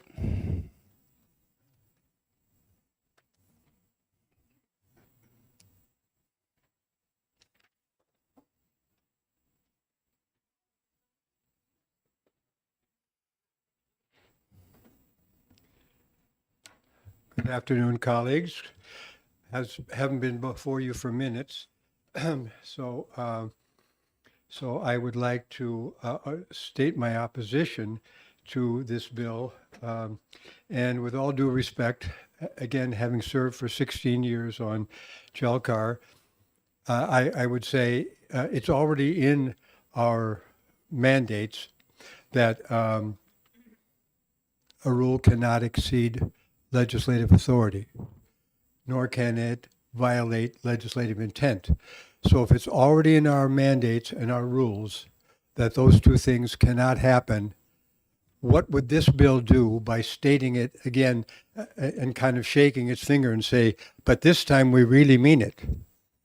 Because if it's already illegal or against the rule, then making another set of rules that say essentially the same thing is a wish in place of promise, because if the current rules are being flouted, which I would deny that they are, because I have served and I've seen very rarely a case where something which was clearly improper under the rules, and I will give you an example in a moment, went through in spite of the fact that it was prohibited. So we had a bill. I mentioned this in committee some time ago, but it's very appropriate right now, that we had a bill to ban smoking in restaurants and bars. There was no authorization for any kind of punishment or fine. But without the hammer of a fine or punishment, then the statute could easily be flouted, and there would be no punishment. So the agency, recognizing that no hammer, no compliance, or at least you're inviting contempt for the statute if you have no sanction, the agency put in a $50 administrative fine. The Jelcar attorneys immediately said in the report, and when we were hearing that rule, that this is without foundation. In other words, it would exceed legislative intent. So what we did was we filed what's called a joint resolution, and that stopped that aspect from going into effect. But the committee in the House recognized that without the sanction there would be no enforcement effectively, and so they said we're going to give the state the authority to sanction, and they changed the statute to permit an administrative fine, because they recognized that otherwise it was unworkable. So Representative Sanborn is speaking from hearsay, I think, because I've been on Jelcar for 16 years and in the House for 20 years, and she hasn't been on Jelcar in all those times. So she can't be speaking from experience, because I've been there the whole time she's been in the House and she hasn't been there. So I can tell you for a fact that the attorneys are enforcing the rules of Jelcar, and rules that do not comply with the statute because they either exceed legislative authority or they're contrary to legislative intent, they do not go forward. And even in there is one aspect that she may be Representative Sanborn may be referencing, which deserves a moment of attention. I didn't speak about this in the previous hearing. And that is, there are two levels of stop signs. The first one is called a preliminary objection. And when a rule comes before us that has some problem, the attorneys have brought it to our attention. We agree with them that this is improper. We can't. There's no authority, and we're not going to permit that.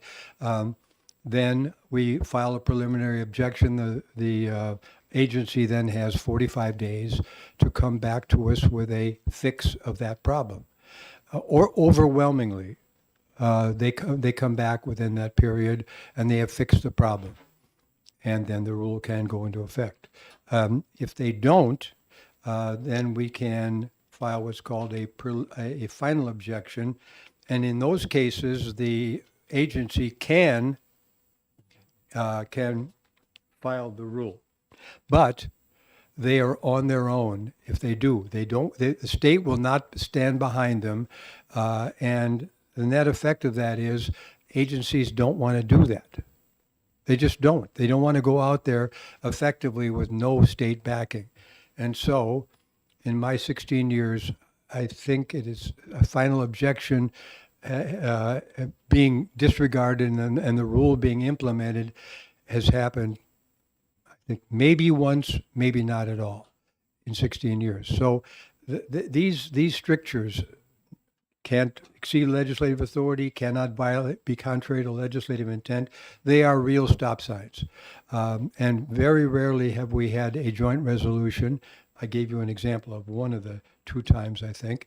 And so this is not this is not a bill that will work, in my opinion. It certainly will not improve the situation. GELCAR already works.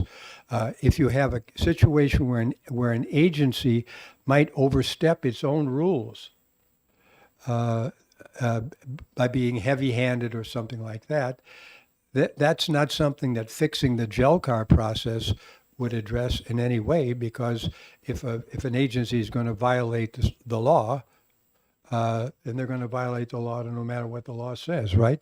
So this is not the case.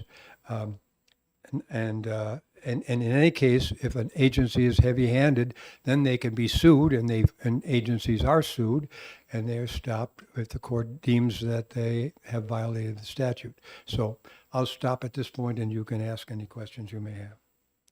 Thank you. Any questions? Representative True. Thank you, Mr. Chair, and thank you for taking my question. You stated there were two types of stop signs from GELCAR. There are more than two, but there are two primary pillars. Those are the ones I've cited several All right, times. so that, There's a financial aspect, but that's usually not the case. And the fourth one is also very infrequent. The two that really are the stop signs are can't exceed legislative authority. It can't be counter to legislative intent. Yes, go ahead. thank you, Mr. All right, so the preliminary objection, you were saying, stops the rule for 45 days, and the agency can rewrite. The final objection doesn't stop the rule. But this bill would give GELCAR the authority to stop the rule? I don't see that it could give GELCAR, well, I think it would give GELCAR the authority the process, as I see it, is an expanded process, because there would be much more committee involvement. Rules would go back to the committees for them to weigh in on whether something was improper. But as I said in my earlier testimony, what happens if you have a divided committee? A bill narrowly passed the committee, by 1 or 2 votes, but it's still an ought to pass. It goes and it gets adopted by the other body after passing the House. The governor signs it, then it's the law. And I think if you're going to say that this law will stop it, but that law won't stop it, I don't accept that premise that that's really viable. Although, Thank you, Mr. It's Chair. not a preliminary. Final objection is not a stop sign. It says you are putting this rule into effect against our recommendation, against our final objection. But they still have the authority to, if they think, because the agencies have certain authority, and if they think they're right, and they're basically saying, we think the courts will believe us and not the GELCAR. But I'm telling you, in 16 years, that has rarely, if ever, happened. That's important. Rarely, if ever, happens. Thank you. But as you read House Bill 274, it's giving GELCAR a stronger weapon to block a rule. I don't think I don't think it's really stronger, because if the agency is going to defy the law, they're going to defy the law, and then they need to be taken to court and stopped. Thank you. We could go paragraph by paragraph, and I could say this is unwise, unproductive. thank you, Representative. Any other questions? Thank you, Representative. You're welcome. Sean Jasper. Welcome, Commissioner.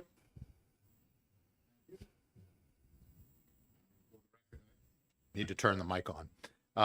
For the record, I am Sean Jasper, Commissioner of the Department of Agriculture, Markets, and Food, and I here in opposition to the bill.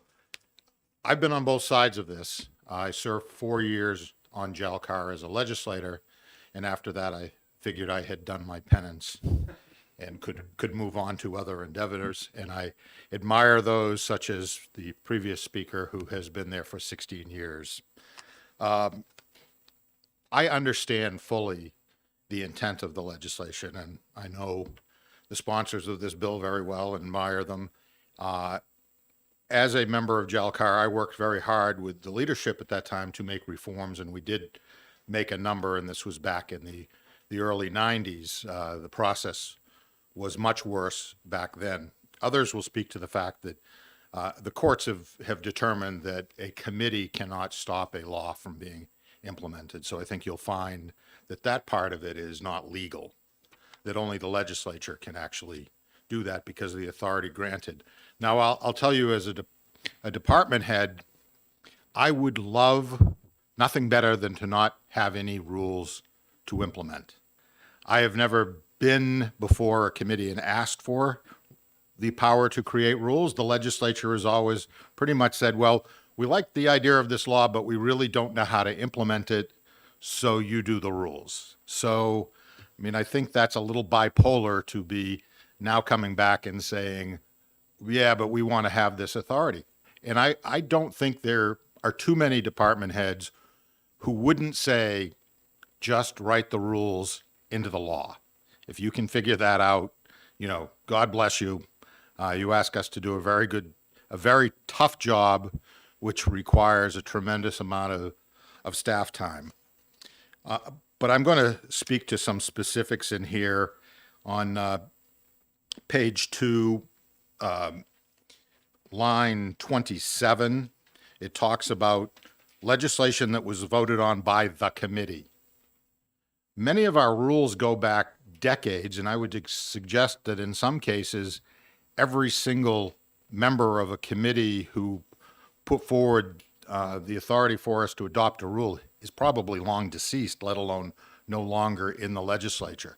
So you're giving a lot of authority to a committee that didn't hear the initial proposal for the law to begin with, and then giving them the ability to interpret what that legislature intended many decades ago. If you move on to page 3,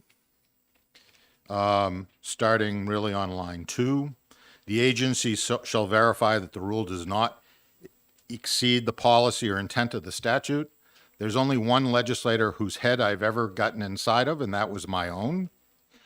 I will never sign such a statement saying that I know what the intent of the legislature was, unless in very clear terms the legislative intent is part of the statute. Otherwise, it is left up to interpretation as to what the intent is, and I'm not going to verify what someone else some years before verified. So we'll just stop doing inspections, we'll stop collecting fees, because our rules will all expire, because as long as I'm commissioner, I'm not going to violate my own personal ethics by making a statement that I have no idea whether it's true or not. I can't do that. Moving down to line 35 on the same page, a narrative stating the cost and benefits to those affected by the rule. Probably in most cases, most businesses would say there is no benefit to the rule to them. Rules are largely to protect the citizens of the state of New Hampshire. And so again, how would I possibly do that when I don't believe that the rules were passed for the benefit of those we're regulating? Go on to line 1 of the next page. Include an estimate of the cost to implement the proposed rule and the cost to those affected adhering to the rule. Again, I could never possibly do that, and I would tell you that every business is substantially different. We have been enforcing the FSMA rules, which have to do with food safety. We could either do it or the feds could do it, and everybody decided that the state of New Hampshire was better doing that. But I can tell you in those enforcement cases that the costs to the businesses vary greatly under food safety modernization. We had 2 cases last year of listeria in apples. The end result was one farm had to replace their entire packing line because it was put in back in the 50s and could not be modernized. Others simply did sanitation work, and so costs are going to vary. I could not do that. I wouldn't submit rules with that. Moving down to line 20, that the notice of period shall not end before the submission of the rule.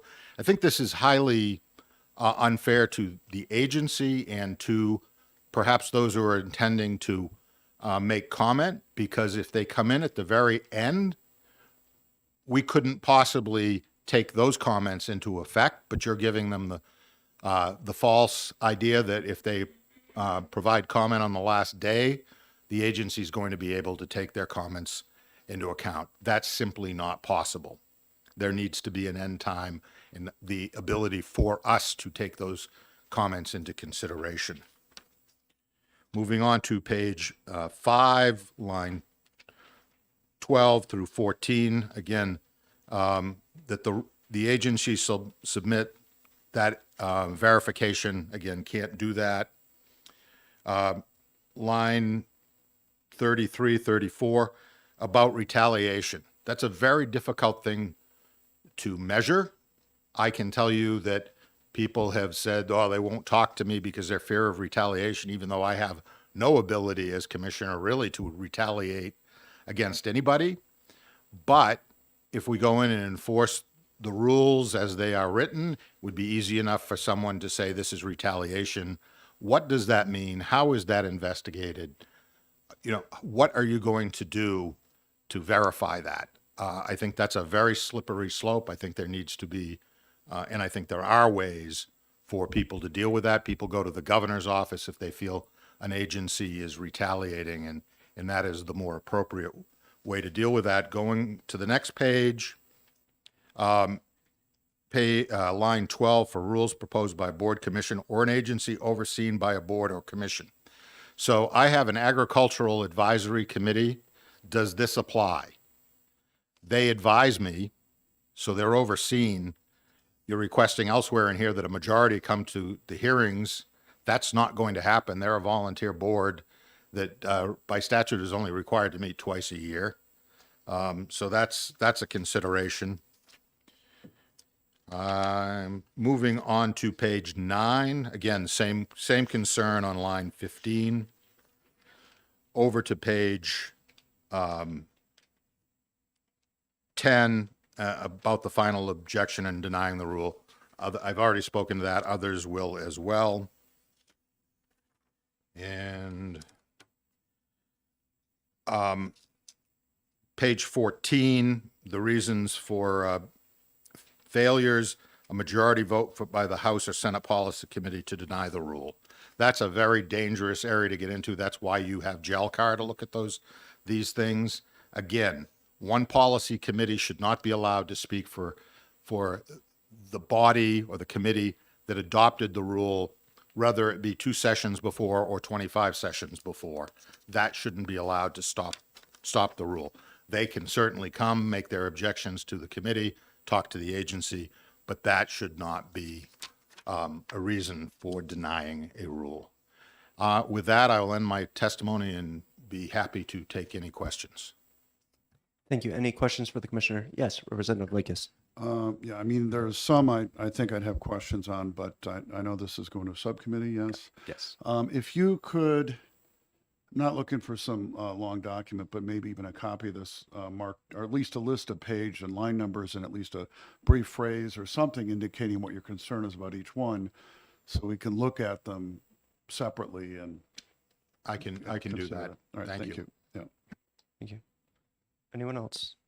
Yes, Representative Schuett. Thank you, Mr. Chair.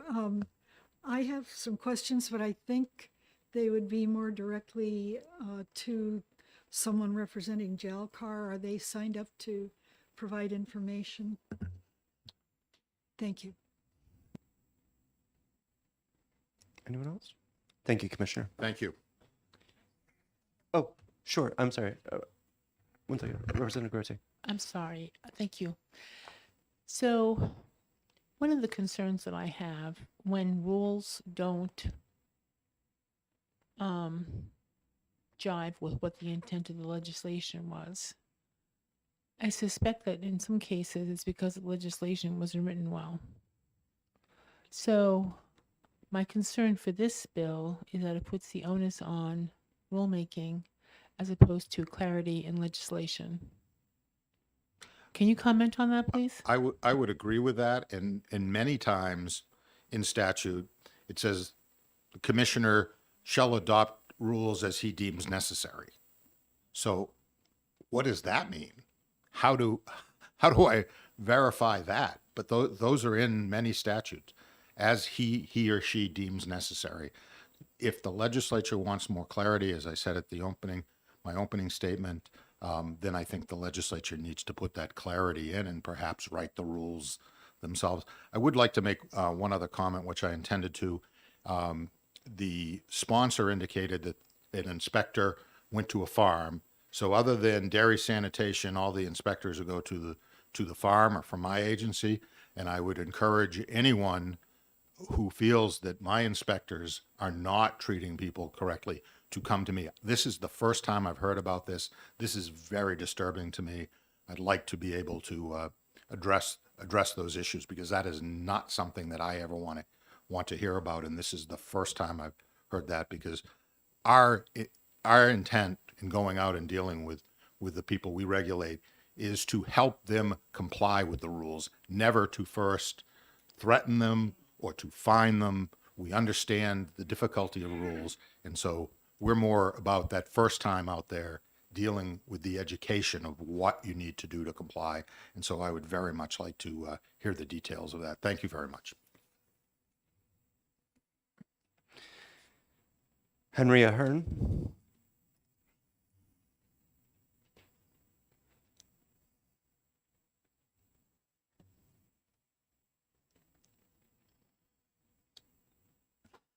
Good afternoon, Mr. Chairman, members of the committee. My name's Henry Ahern. I'm from Plymouth, New Hampshire, and I have a red deer farm in New Hampshire, the oldest red deer farm in the state and the largest.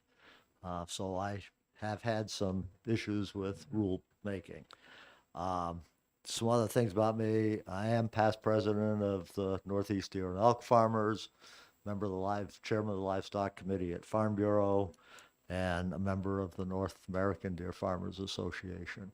So been around a while, been doing this for 29 years on my grandparents' farm. So the farm's been in. I do rise in support of the bill.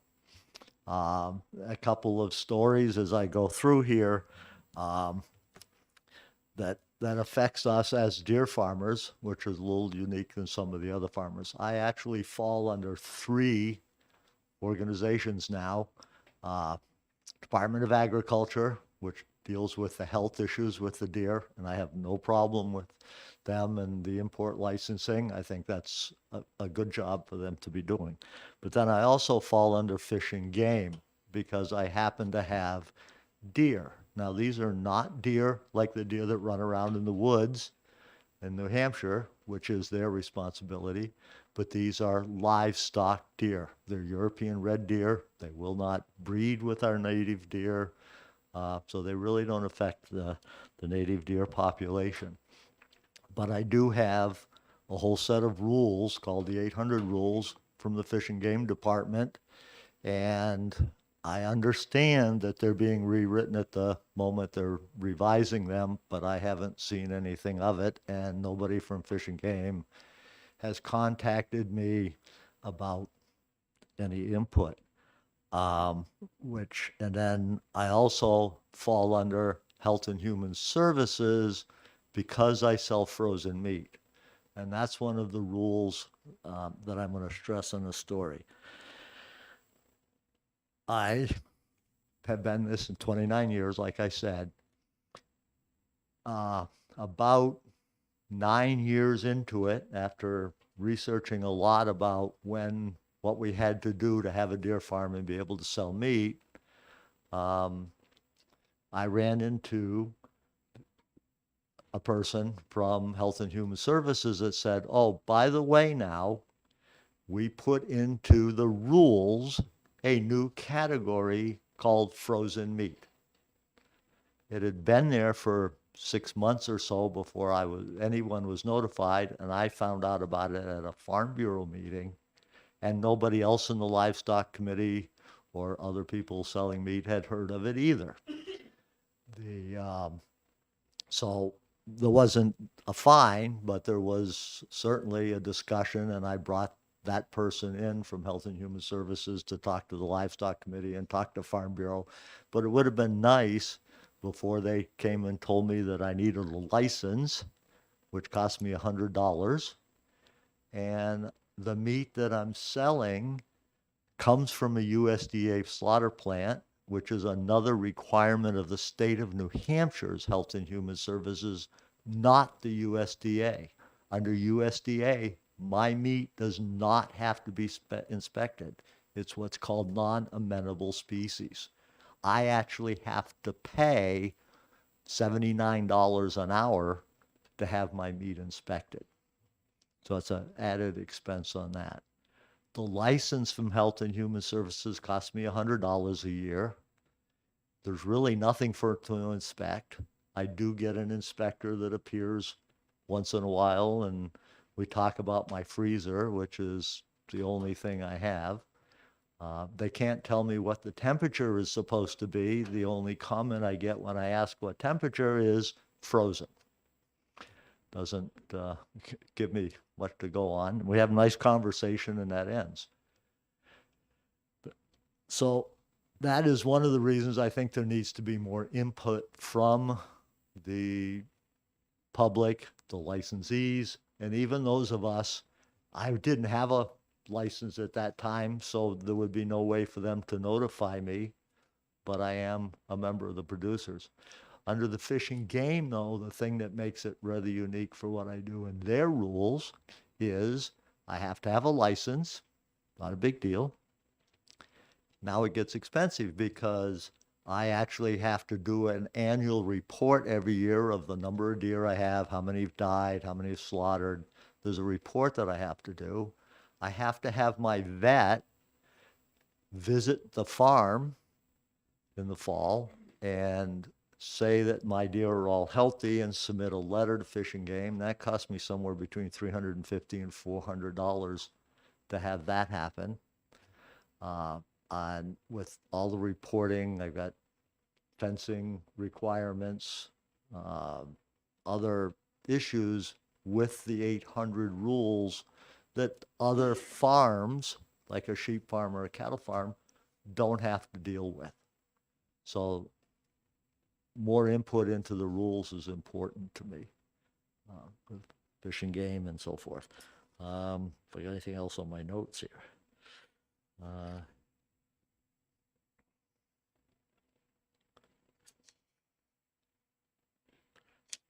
I guess that's most of what I have. I invite any of the legislature that would like to come visit the farm. I've done several legislative tours there and enjoy having you all visit. And I'm available for any questions. Thank you, Mr. Ahern. Any questions? Yes, Representative Gayheart. Thank you, Chairman. Well, first off, there's an elk farm actually abuts my property in Belmont.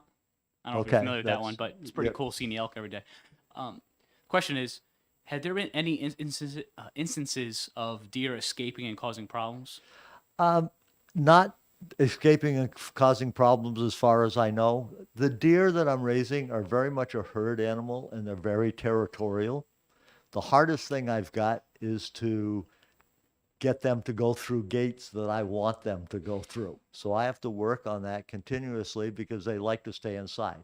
Now, if one wanders outside because it's curious. If I could just stop you, it's not really a question that's applicable to the bill itself, so I'm not gonna. Well, okay.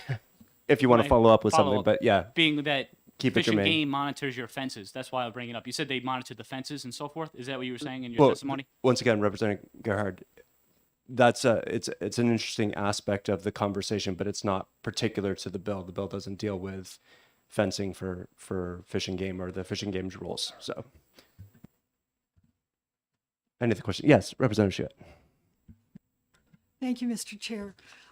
Thank you, Mr. Ahern, for your testimony. I think I heard you saying that you're now required to take your meat to a particular slaughterhouse. Is that correct? Under the present time, under that license agreement, it says that it has to be USDA inspected meat, yes. Okay, seems like I recall, I'll follow up, sorry. It seems like I recall a bill a few years ago that made that a mandatory thing, and I honestly don't recall if it passed.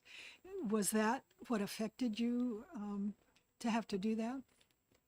I think it appears Representative McGuire knows the Representative answer. McGuire. Thank you. If I may, that change was considered in my first term or my second, and it was for regular farm animals, particularly cows and pigs, not necessarily for deer. HHS is not involved with cows and pigs very much. So I don't know where this requirement that deer need to be USDA slaughtered came from, but Thank you for the clarification. I just happen to remember that bill came through the legislature. Yeah. There was a bill 2 years ago that exempted bison from some of the procedures to do that. At that time, there was also elk and red deer in the bill, but that was struck out.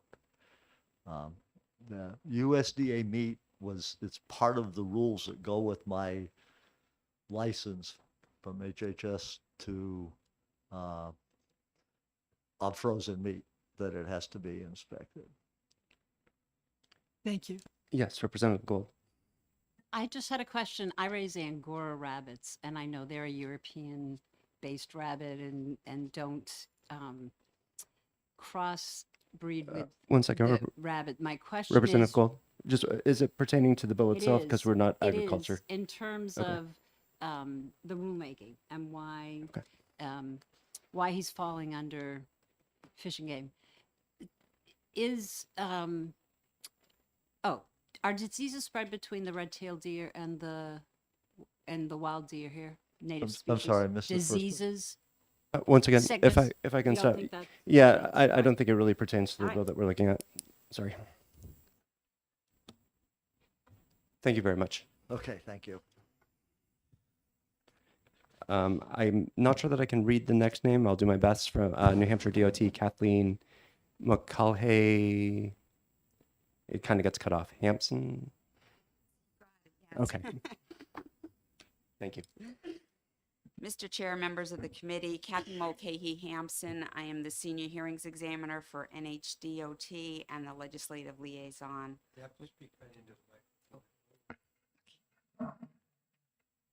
Thank you. It's my privilege to appear before you on behalf of the Department of Transportation. I'm here this afternoon to oppose provisions of HB 274, specifically the provisions that repeal exemptions from rulemaking. Specific to DOT on page 14, line 31, we're currently exempt from rulemaking for establishing speed zones, and that exemption would be repealed. Line 33 would repeal our exemption from rulemaking for excavation permits. Line 34 would repeal our exemption from rulemaking for driveway permits. And then on the top of page 5, it repeals an exemption I don't know that we have for determining toll rates. As far as I know, the rate of tolls on the turnpike system are determined by governor and council. And it would also on line 13 remove an exemption from rulemaking for Easy Pass interagency agreements. I just want to go through those quickly one by one. The driveway permitting has been exempted from rulemaking since 1999 or 2000. There's been a bill every 2 years for the past several sessions to require that the driveway permits be under rulemaking, and that's been killed by the legislature each time. The driveway permitting is based on very specific engineering standards. It really doesn't lend itself to rulemaking. And I can tell you, if someone is denied a driveway permit in New Hampshire and they want to appeal that, it would be appealed to me as the senior hearings examiner for the department. And I haven't had anyone appeal a driveway denial in the last at least 18 months. Before that time, not very often did I handle an appeal. In terms of speed zones, establishing speed zones, again, speed zones are established by statute, and then what discretion the commissioner of DOT has for that is based on engineering standards, and again, does not lend itself to rulemaking. I do have a letter for the committee that was written by our administrator of the Bureau of Turnpikes, Bill Lambert. It states the department's concerns more clearly and professionally than I can explain to you. So I'll just leave that for regarding the speed zones. In terms of excavation permits, that would be permits for when someone wants to dig within the state's right-of-ways. Again, based on engineering standards, it involves federal regulations and doesn't lend itself to rulemaking. In my 15 years as a senior hearings examiner, I've never had anyone file an appeal regarding excavation permits. And then lastly, the exemption for Easy Pass interagency agreements. DOT is part of a consortium of other tolling states in regard to electronic tolling. They come to agreements on what requirements should be for the electronic tolling transponders, how to deal with certain issues. They work on a lot of joint issues together. I don't have a number on the number of states involved, but it's more than 10 states that are involved in the interagency Easy Pass agreement. And I'm not sure how rulemaking would fit with the actions that DOT takes in concert with so many other states. I, again, don't think it lends itself to rulemaking. So I understand this is going to a subcommittee, and I would just wanted to highlight the department's concerns with repealing these exemptions. I'm happy to take any questions. Thank you. Any questions? Yes, Representative Shewitt. Thank you, Mr. Chair. As chair of the subcommittee that will be looking into this, I hope that you will be available to join us in our deliberations. Absolutely, yes. Thank you. Yes, Representative Lekas. Thank you. And again, if you have or can create just a list of the sections you have an issue with and some brief comment as to what it is, since trying to remember all of these for the subcommittee is going to be difficult. I appreciate that. I'll get you something in writing, Representative, Thank for you. the committee. Thank you very much. Thank you for your time. Marty Mobley.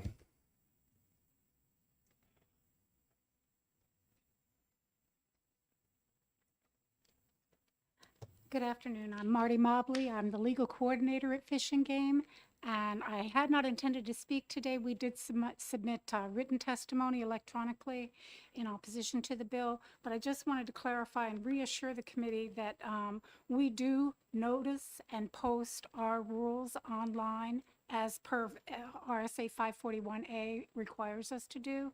We did make changes to our FIS 800 rules as mandated by HB 1299 that was passed last year. We made changes to existing rules as well as adopted new rules to allow for an appeal for permit denial to import, possess, release wildlife.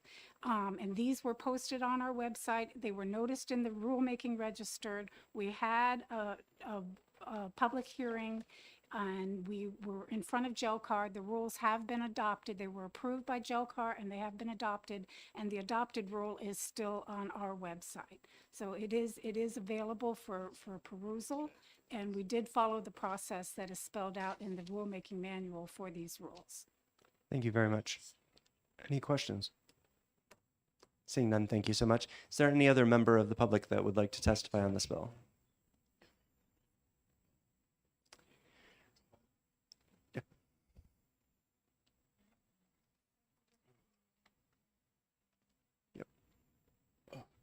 Good afternoon. My name is Daniel Corley from the McGrath Law Firm. We have been representing small businesses and helping them grow in New Hampshire for quite some time now. We're here to support this bill. We believe that it cuts through the red tape. We believe that it simplifies the rulemaking process. We believe it safeguards the policies that the legislature has already put in place. I believe the goal of this bill, it stops rules from distorting policy. And that's very important when we're representing clients in the court, because we're dealing with the rules and we're dealing with the statutes, and somehow we have to explain it to a judge. It stops making policy through the rules. Legislature has already made policy. It offers a constitutional approach to approve or disapprove a rule that is in place. I'll give you an example. After COVID, small business clients have been coming up to us. They've been practicing, they've been licensed in the state of New Hampshire for quite some time, well known in their industry for where they practice, but they're confused because all of a sudden there's new enforcement action, either because of new rules being added or old rules being implemented for the first time. And enforcement action is pretty scary because recently, we're looking I've seen not only dealing with the agency fines, you're dealing with criminal court fines, and you're dealing now with the cost of, they want the cost of their investigation to be paid.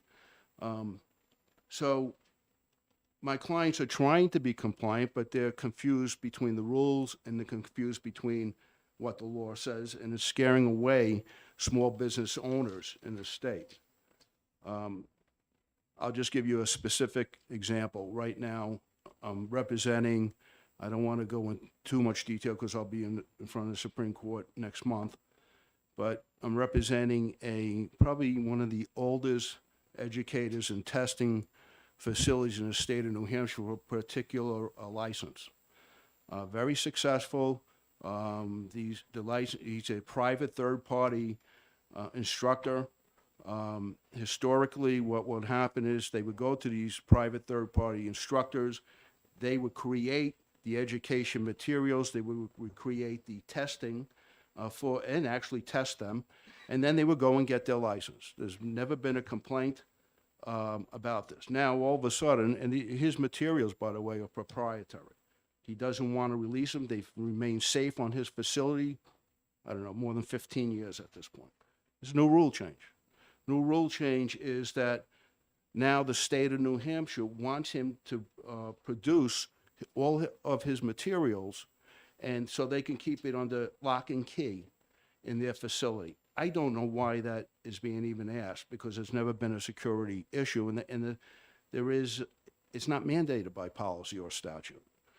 So that's part of the argument we're going to be having. And I think we should keep in mind that boards, and I've sat on a healthcare board before, I've helped with the rulemaking, but I've never got to the jail call level, but members change on boards, on committees.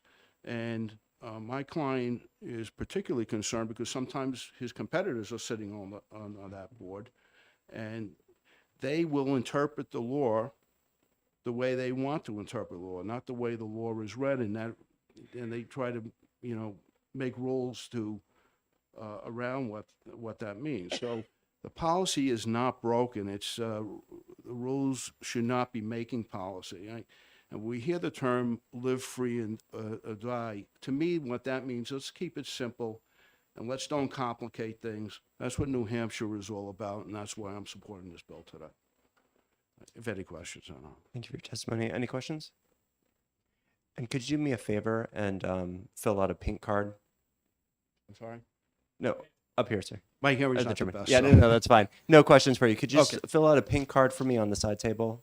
Say Just that says, again? fill out a pink card for me on the side table. Thank you so much. Have a good day. You as well. And do we have somebody from Jellicar who is willing to answer a question? Come on up.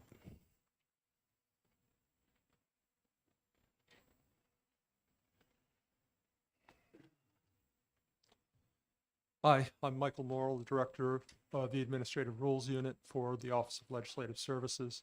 I did put in a card, but it was this morning during the other bill. I don't appear before you lightly. I've appeared like I did this morning a few times to answer questions regarding rules. Last year, I spoke briefly on a committee of conference tab, but this is the first time I've ever appeared before a regular policy committee to testify. I don't like to do that. I'm a legislative employee, but I'm not testifying either on behalf or opposed to the bill. I'm just raising some concerns that we have seen when we looked at it. I'm concerned that implementation of the bill would be very problematic as it's worded now. I am just going to very generally discuss a few of the issues. If the committee would like, I can do a more detailed memo going over the problems. I've gone through it several times, and I think I wrote about 80 or 90 questions and comments on the bill. Something in writing would be helpful, I think. Okay. The first significant concern is the fact that the bill would allow either JELCAR or a policy committee to issue a denial of the rule, basically kill the rule right there. JELCAR was formed in 1983. The Administrative Procedures Act was passed in 1973. In 1981, there was a bill before the Senate that was going to allow committees to veto rules. Apparently, there was concern about the constitutionality of that, so the General Court sent questions to the Supreme Court, and the Supreme Court issued an opinion. It was called Opinion of the Justices 121, New Hampshire 552. That was issued in 1981. And they said essentially that a veto by a single committee is unconstitutional. If the rule is because the legislature has given authority to the agencies, they have delegated rulemaking authority, delegated legislative authority. That can't be taken away except by the entire legislature.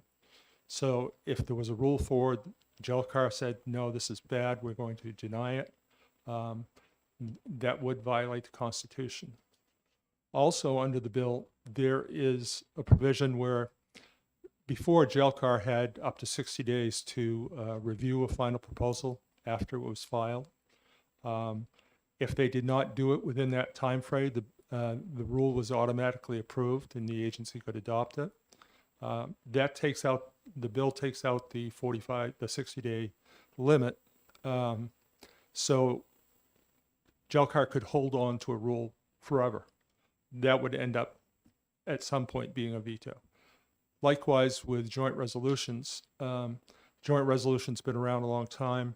About 20 years ago, staff expressed a concern because there were times when JELCAR voted to sponsor a joint resolution, but the joint resolution was never sent to the legislature, or the legislature received one and then didn't act on it. Well, in the meantime, the rule cannot be adopted because of the joint resolution. So it was just sitting there in limbo. At some point, it becomes, in fact, a veto of the rule. So that is quite problematic, and the Supreme Court case is directly on this point. There are a number of major clarity issues. There are provisions that there's new language that conflicts with other new language or conflicts with existing language in 541A. There are a number of new terms that are in the bill. For example, substantial operational impact and excessive burdens. I'm not sure who's going to decide what those means. Is it going to vary by committee to committee when they look at that?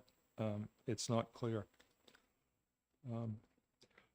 A major issue is that in a couple of places in the rules, in the bill, it talks about, as the bill this morning did, when rules are adopted relating to brand new legislation. And that's fine, but there are many more places in the bill that it doesn't talk about new legislation. It simply talks about statutes or legislation. That means, I think, as was mentioned before, you could have a rule go to a standing committee and the underlying legislation was passed 30 years ago. is that policy committee going to be able to determine what legislative intent was?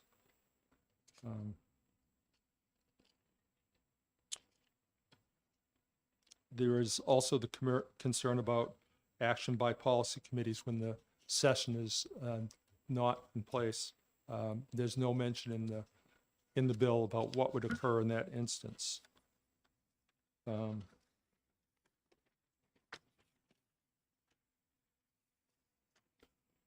There are several requirements that call about, say, something to the effect of do not exceed the policy or intent. But that language varies in about 4 or 5 different places. It's small wording changes, but it has a dramatic effect. There is also a change right now, GELCAR, although the statute says may, GELCAR always looks at proposals by agencies. If there is a new rule proposed, then GELCAR reviews every one. It also says they may look at already adopted rules if they have a concern. The bill would change it to shall for both. So in essence, that would require GELCAR to go back and look at every single rule that's been adopted, which is impossibility. There are a few other concerns. Right now, GELCAR may object when there is one of the 4 bases for objection.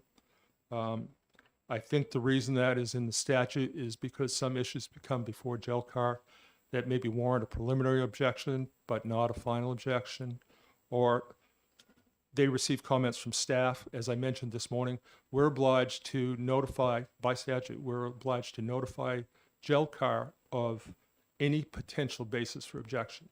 I mean, after 30 years here, I know that there are some rules that they're not going to object to, even though it's a potential basis for objection. That will be taken away. So regardless of how minor the issue, the committee will be forced to object to the rule. That's why 20 years ago, the conditional approval system was created, because before that, GELCAR could only object. There could be a minor error in the rule. Everybody realized that it could be easily fixed, including the agency. The agency wants to fix it. But the only option the committee had was to enter preliminary objection. The agency had to go back, do another full rule, bring it back to the committee. They might have to wait 2 or 3 months before the committee takes it up, because the committee's final proposals take priority. So the conditional approval system was created where the GELCAR says, make this change. And they make that change, and they don't have to go back before GELCAR. This would essentially get rid of that. The bill also requires all rules receiving a preliminary objection to be sent to the policy committee, regardless of whether the basis relates to legislative intent. I mean, GELCAR can do it based on authority. In other words, is the rulemaking authority for the agency sufficient to cover the rule? They do legislative intent. They do fiscal impact statement. Is the fiscal impact statement inadequate? So all new rules have to get a fiscal impact statement from the LBA. And the final one is public interest. And you would say, well, wait a minute, that makes GELCAR a policy committee. They're looking at public interest. Well, in the GELCAR's own rules, those are very, very narrowly defined. It's clarity issues. Is the rule clear and understandable? Can it be uniformly applied? Was public testimony fairly heard? So there is that question. There will also be a significant increase in rulemaking. As was testified to by DOT, there are 54821 contains a long list of exemptions from the rulemaking or from part of the rulemaking process. These are by and large because it was trying to fit a square peg into a round hole. The agency had to make changes in response to federal law or state law far more quickly than the regular rulemaking process would allow. So they received an exemption or a partial exemption. All those agencies, Housing Finance Authority, et cetera, will now have to do a complete set of rules. Also, there is a requirement in the bill, that if one piece of public testimony is received by an agency, potentially even in support of the rule, then the agency has to create a draft final proposal and put that out there for testimony and delaying the process when there may have been no practical need for that. But the statute is written is rigid about that. This will, I think, expand the rulemaking timeframes. Right now, on average, it takes about 5 months for an agency to go through the rulemaking process. I think the other steps are going to increase that.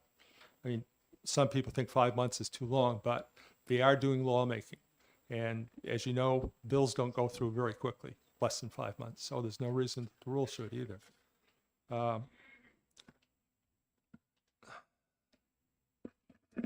Also, the bill will require, in practice, it would require substantial redraft of the rulemaking manual. That is a manual that's put out, it's approved by the Director of Legislative Services. When amended, it's approved by GELCAR, and it's about that thick, and it contains all the requirements that agencies have to follow in drafting rules, and it contains the entire procedure. It fleshes out the statute, 541A. That would require substantial work, would take months. I've noticed that the bill would take effect 2 months after passage, 60 days.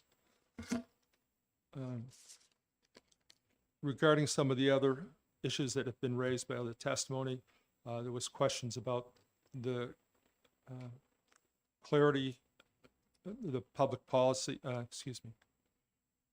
I told you about recent versus old law, but the participation by the public.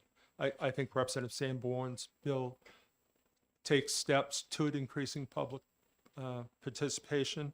Part of the problem that I've seen in the past is the public is generally not aware of when a rule affecting them is being proposed. Currently, 541A requires the agencies to post a notice of the rulemaking in the rulemaking register, which is published weekly by our office. Most agencies, especially the larger ones, post a copy of the proposal on their website. I think Representative Sanborn's bill will require that it be posted on the website. GELCAR is authorized under the statute to make other requirements as far as public participation. I've certainly seen in the past where a rule comes before GELCAR as a final proposal. People show up to testify, and GELCAR often asks, well, did you testify at the hearing before the agency? And they said, no, I just learned about it yesterday. I can understand that. Maybe there needs to be further clarification out there, but people also have a responsibility to know the law.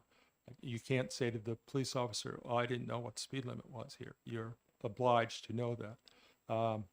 Certainly, and under existing law, if you are, say, a licensee or regulated by some agency, you can ask them whenever a rule comes through that would affect that person, that they receive specific notice from the agency when that rule comes forward. I think something like that certainly can be helpful, but maybe needs to be more widely publicized. Other than that, I would take questions. Thank you for your testimony. Any questions? Representative Lakis. You referenced a couple times a Supreme Court decision around the what a committee can and can't do. Could you either provide that to the committee or a pointer to it where we could find it? Yes, I can cite it and then I can obtain copies.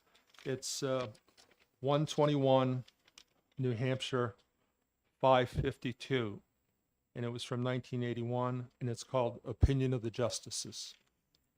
Thank you. Representative Schuett. Thank you, Mr. Chair. I did have a question on page 4 of the bill, down the section beginning line 28 about sending notice to licensees. And I have concerns that this is expanding the notices that would have to go out to me considerably by U.S. mail. Have you looked at that section? It seems to me that the addition of operational or other regulatory licenses expands the number of notices that would have to be sent out remarkably. Do you have any idea how you would even approach that? It does expand it. It's an open question as to whether that would require a copy to be mailed to the person. In the past, this provision used to say, shall, for any occupational licensee, they had to receive direct contact.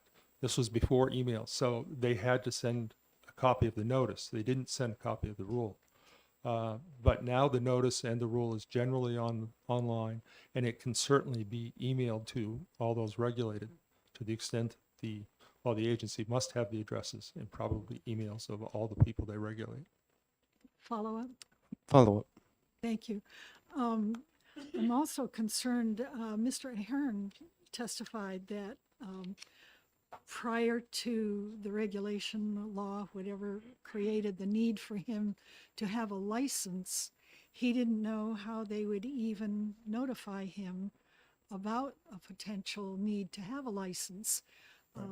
And I'm concerned that how would Gelcar even be able to find folks that may be affected going forward? I don't know how Gelcar would, but the agency involved, the agencies that regulate him, there could be more of a requirement like this does, put on the agency to notify people that are regulated.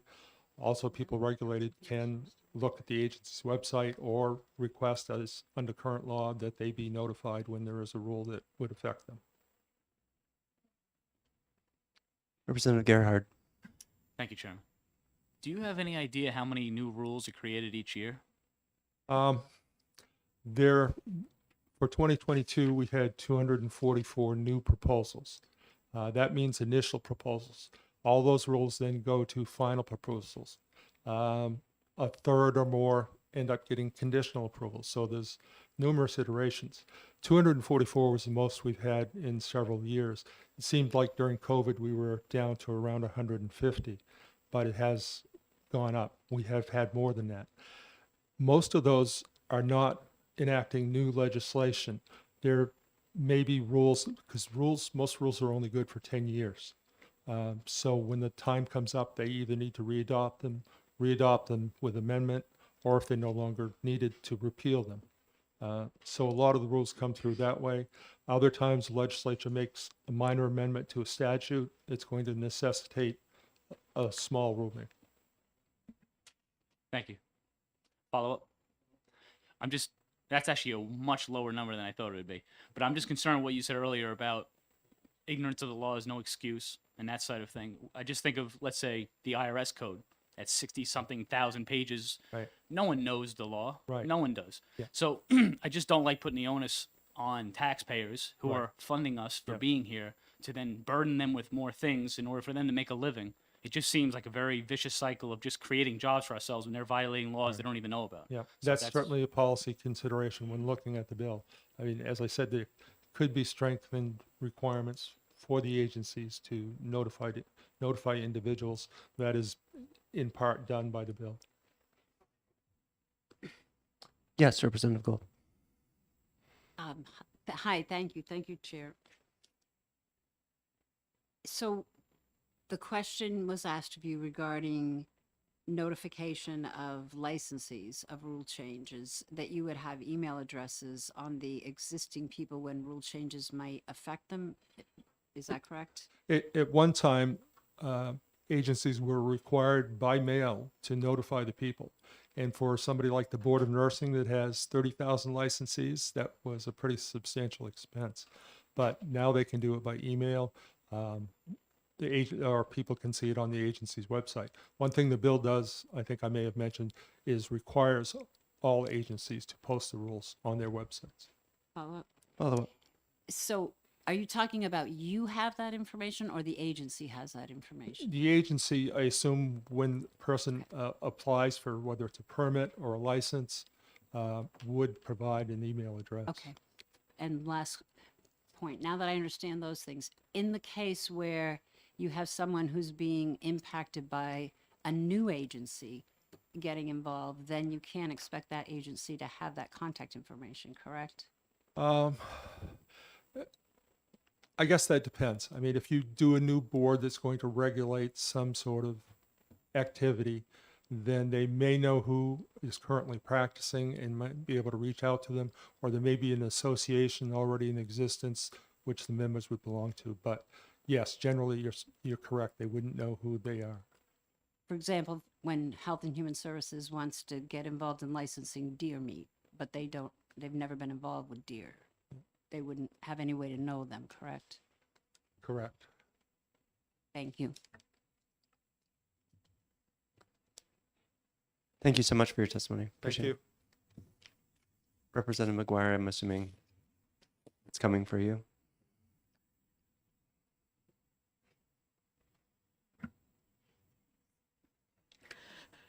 Thank you, Mr. Chair, members of the committee. I'm a co-sponsor of this legislation, but I don't agree with everything in it, but I believe that it raises a number of issues that we should take seriously. One concern that I have is that in my mere 12 years on JLCAR, is that it's very difficult to get other legislators concerned about what happens in rules. They want to dump what the limits should be for various items in water on the agency. They don't want to get involved in the details. If you tell somebody, if you try to notify people of a rule coming that you think is in their scope, it is not uncommon for them to say, oh, well, you know, DES will take care of it, or whomever, HHS will take care of it.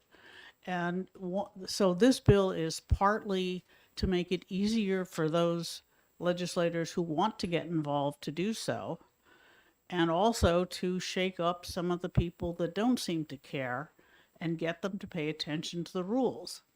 Because the rules are much larger than the statutes. I mean, we have one little bookcase that's got all the laws, and I have no idea how many pages of rules we have, but it's a lot more. And most people don't pay attention to it, even if they're in the legislature. And we end up with cases where we hand over to the agency's broad rulemaking authority to say, just make the rules. We don't want to know the details, just do it. And that's our fault. And I think this is partly an attempt to shake up the legislature and say, pay attention. You're handing over your responsibility of making laws to these agencies, and you're not keeping an eye on them. That's why I supported the bill, because I think we all need to pay more attention to the rules. And I think that getting the input of people who know about the details of a business or whatever is very useful.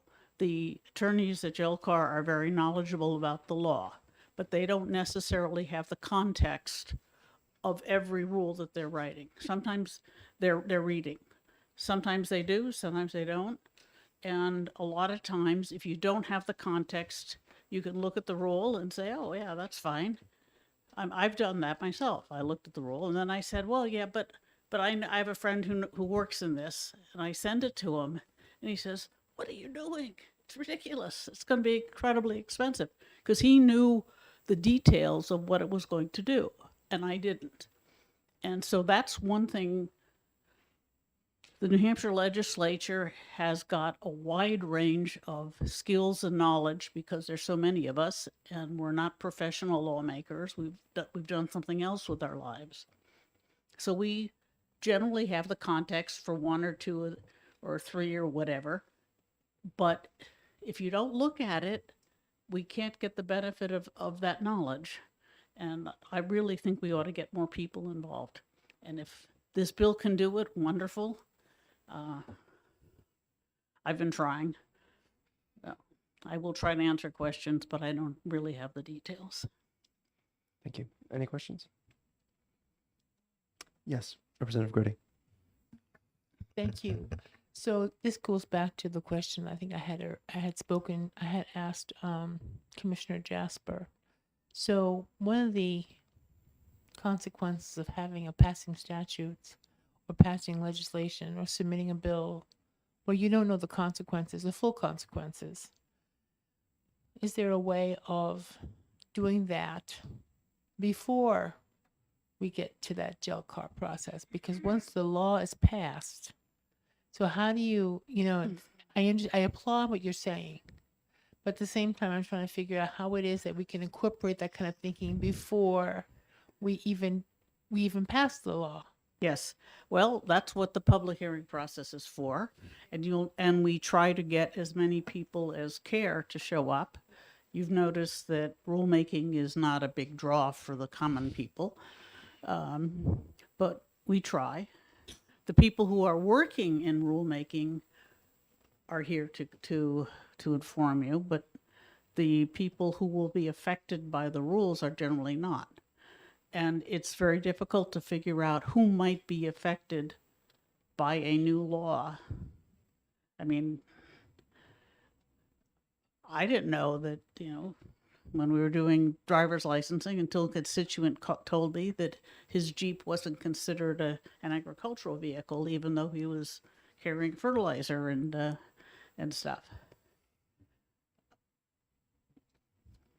Yes, Representative Gerhard. Thank you, Chairman. Would you be in support of some sort of sunset provision then on this to see if it works? If it doesn't, then we just kill it and let it die or whatever? There's a lot to this bill. 15 pages. There's a lot of pieces. Some of them are not workable. Some of them are unconstitutional by their nature, but because they allow a committee to act with the authority of the whole, which is not allowed. But there's a lot of good ideas, and I hope that we'll take a look at it. I was thinking about the notification, and I would have no problem with saying that, when the new rules implementing a new law are being put out for public comment, email blast the entire House and the entire Senate and say, hey, these are the rules that implement House Bill 148. If you care, look at the rules. I mean, we should be paying attention, but very few people do. Any other questions?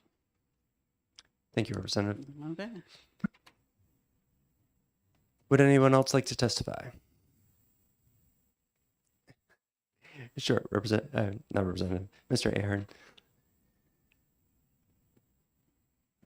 Just the most important thing I was going to tell you, I forgot. I think it's important in this bill that the notification goes out to not only individuals, but to organizations that support those individuals.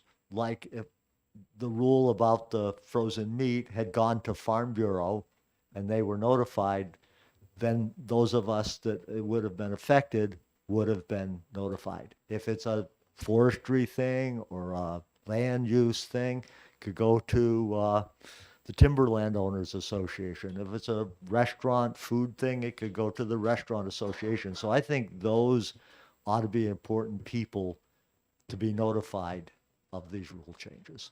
That's what I had. Thank you for taking me back again. Absolutely. Thank you. Would anybody else like to testify?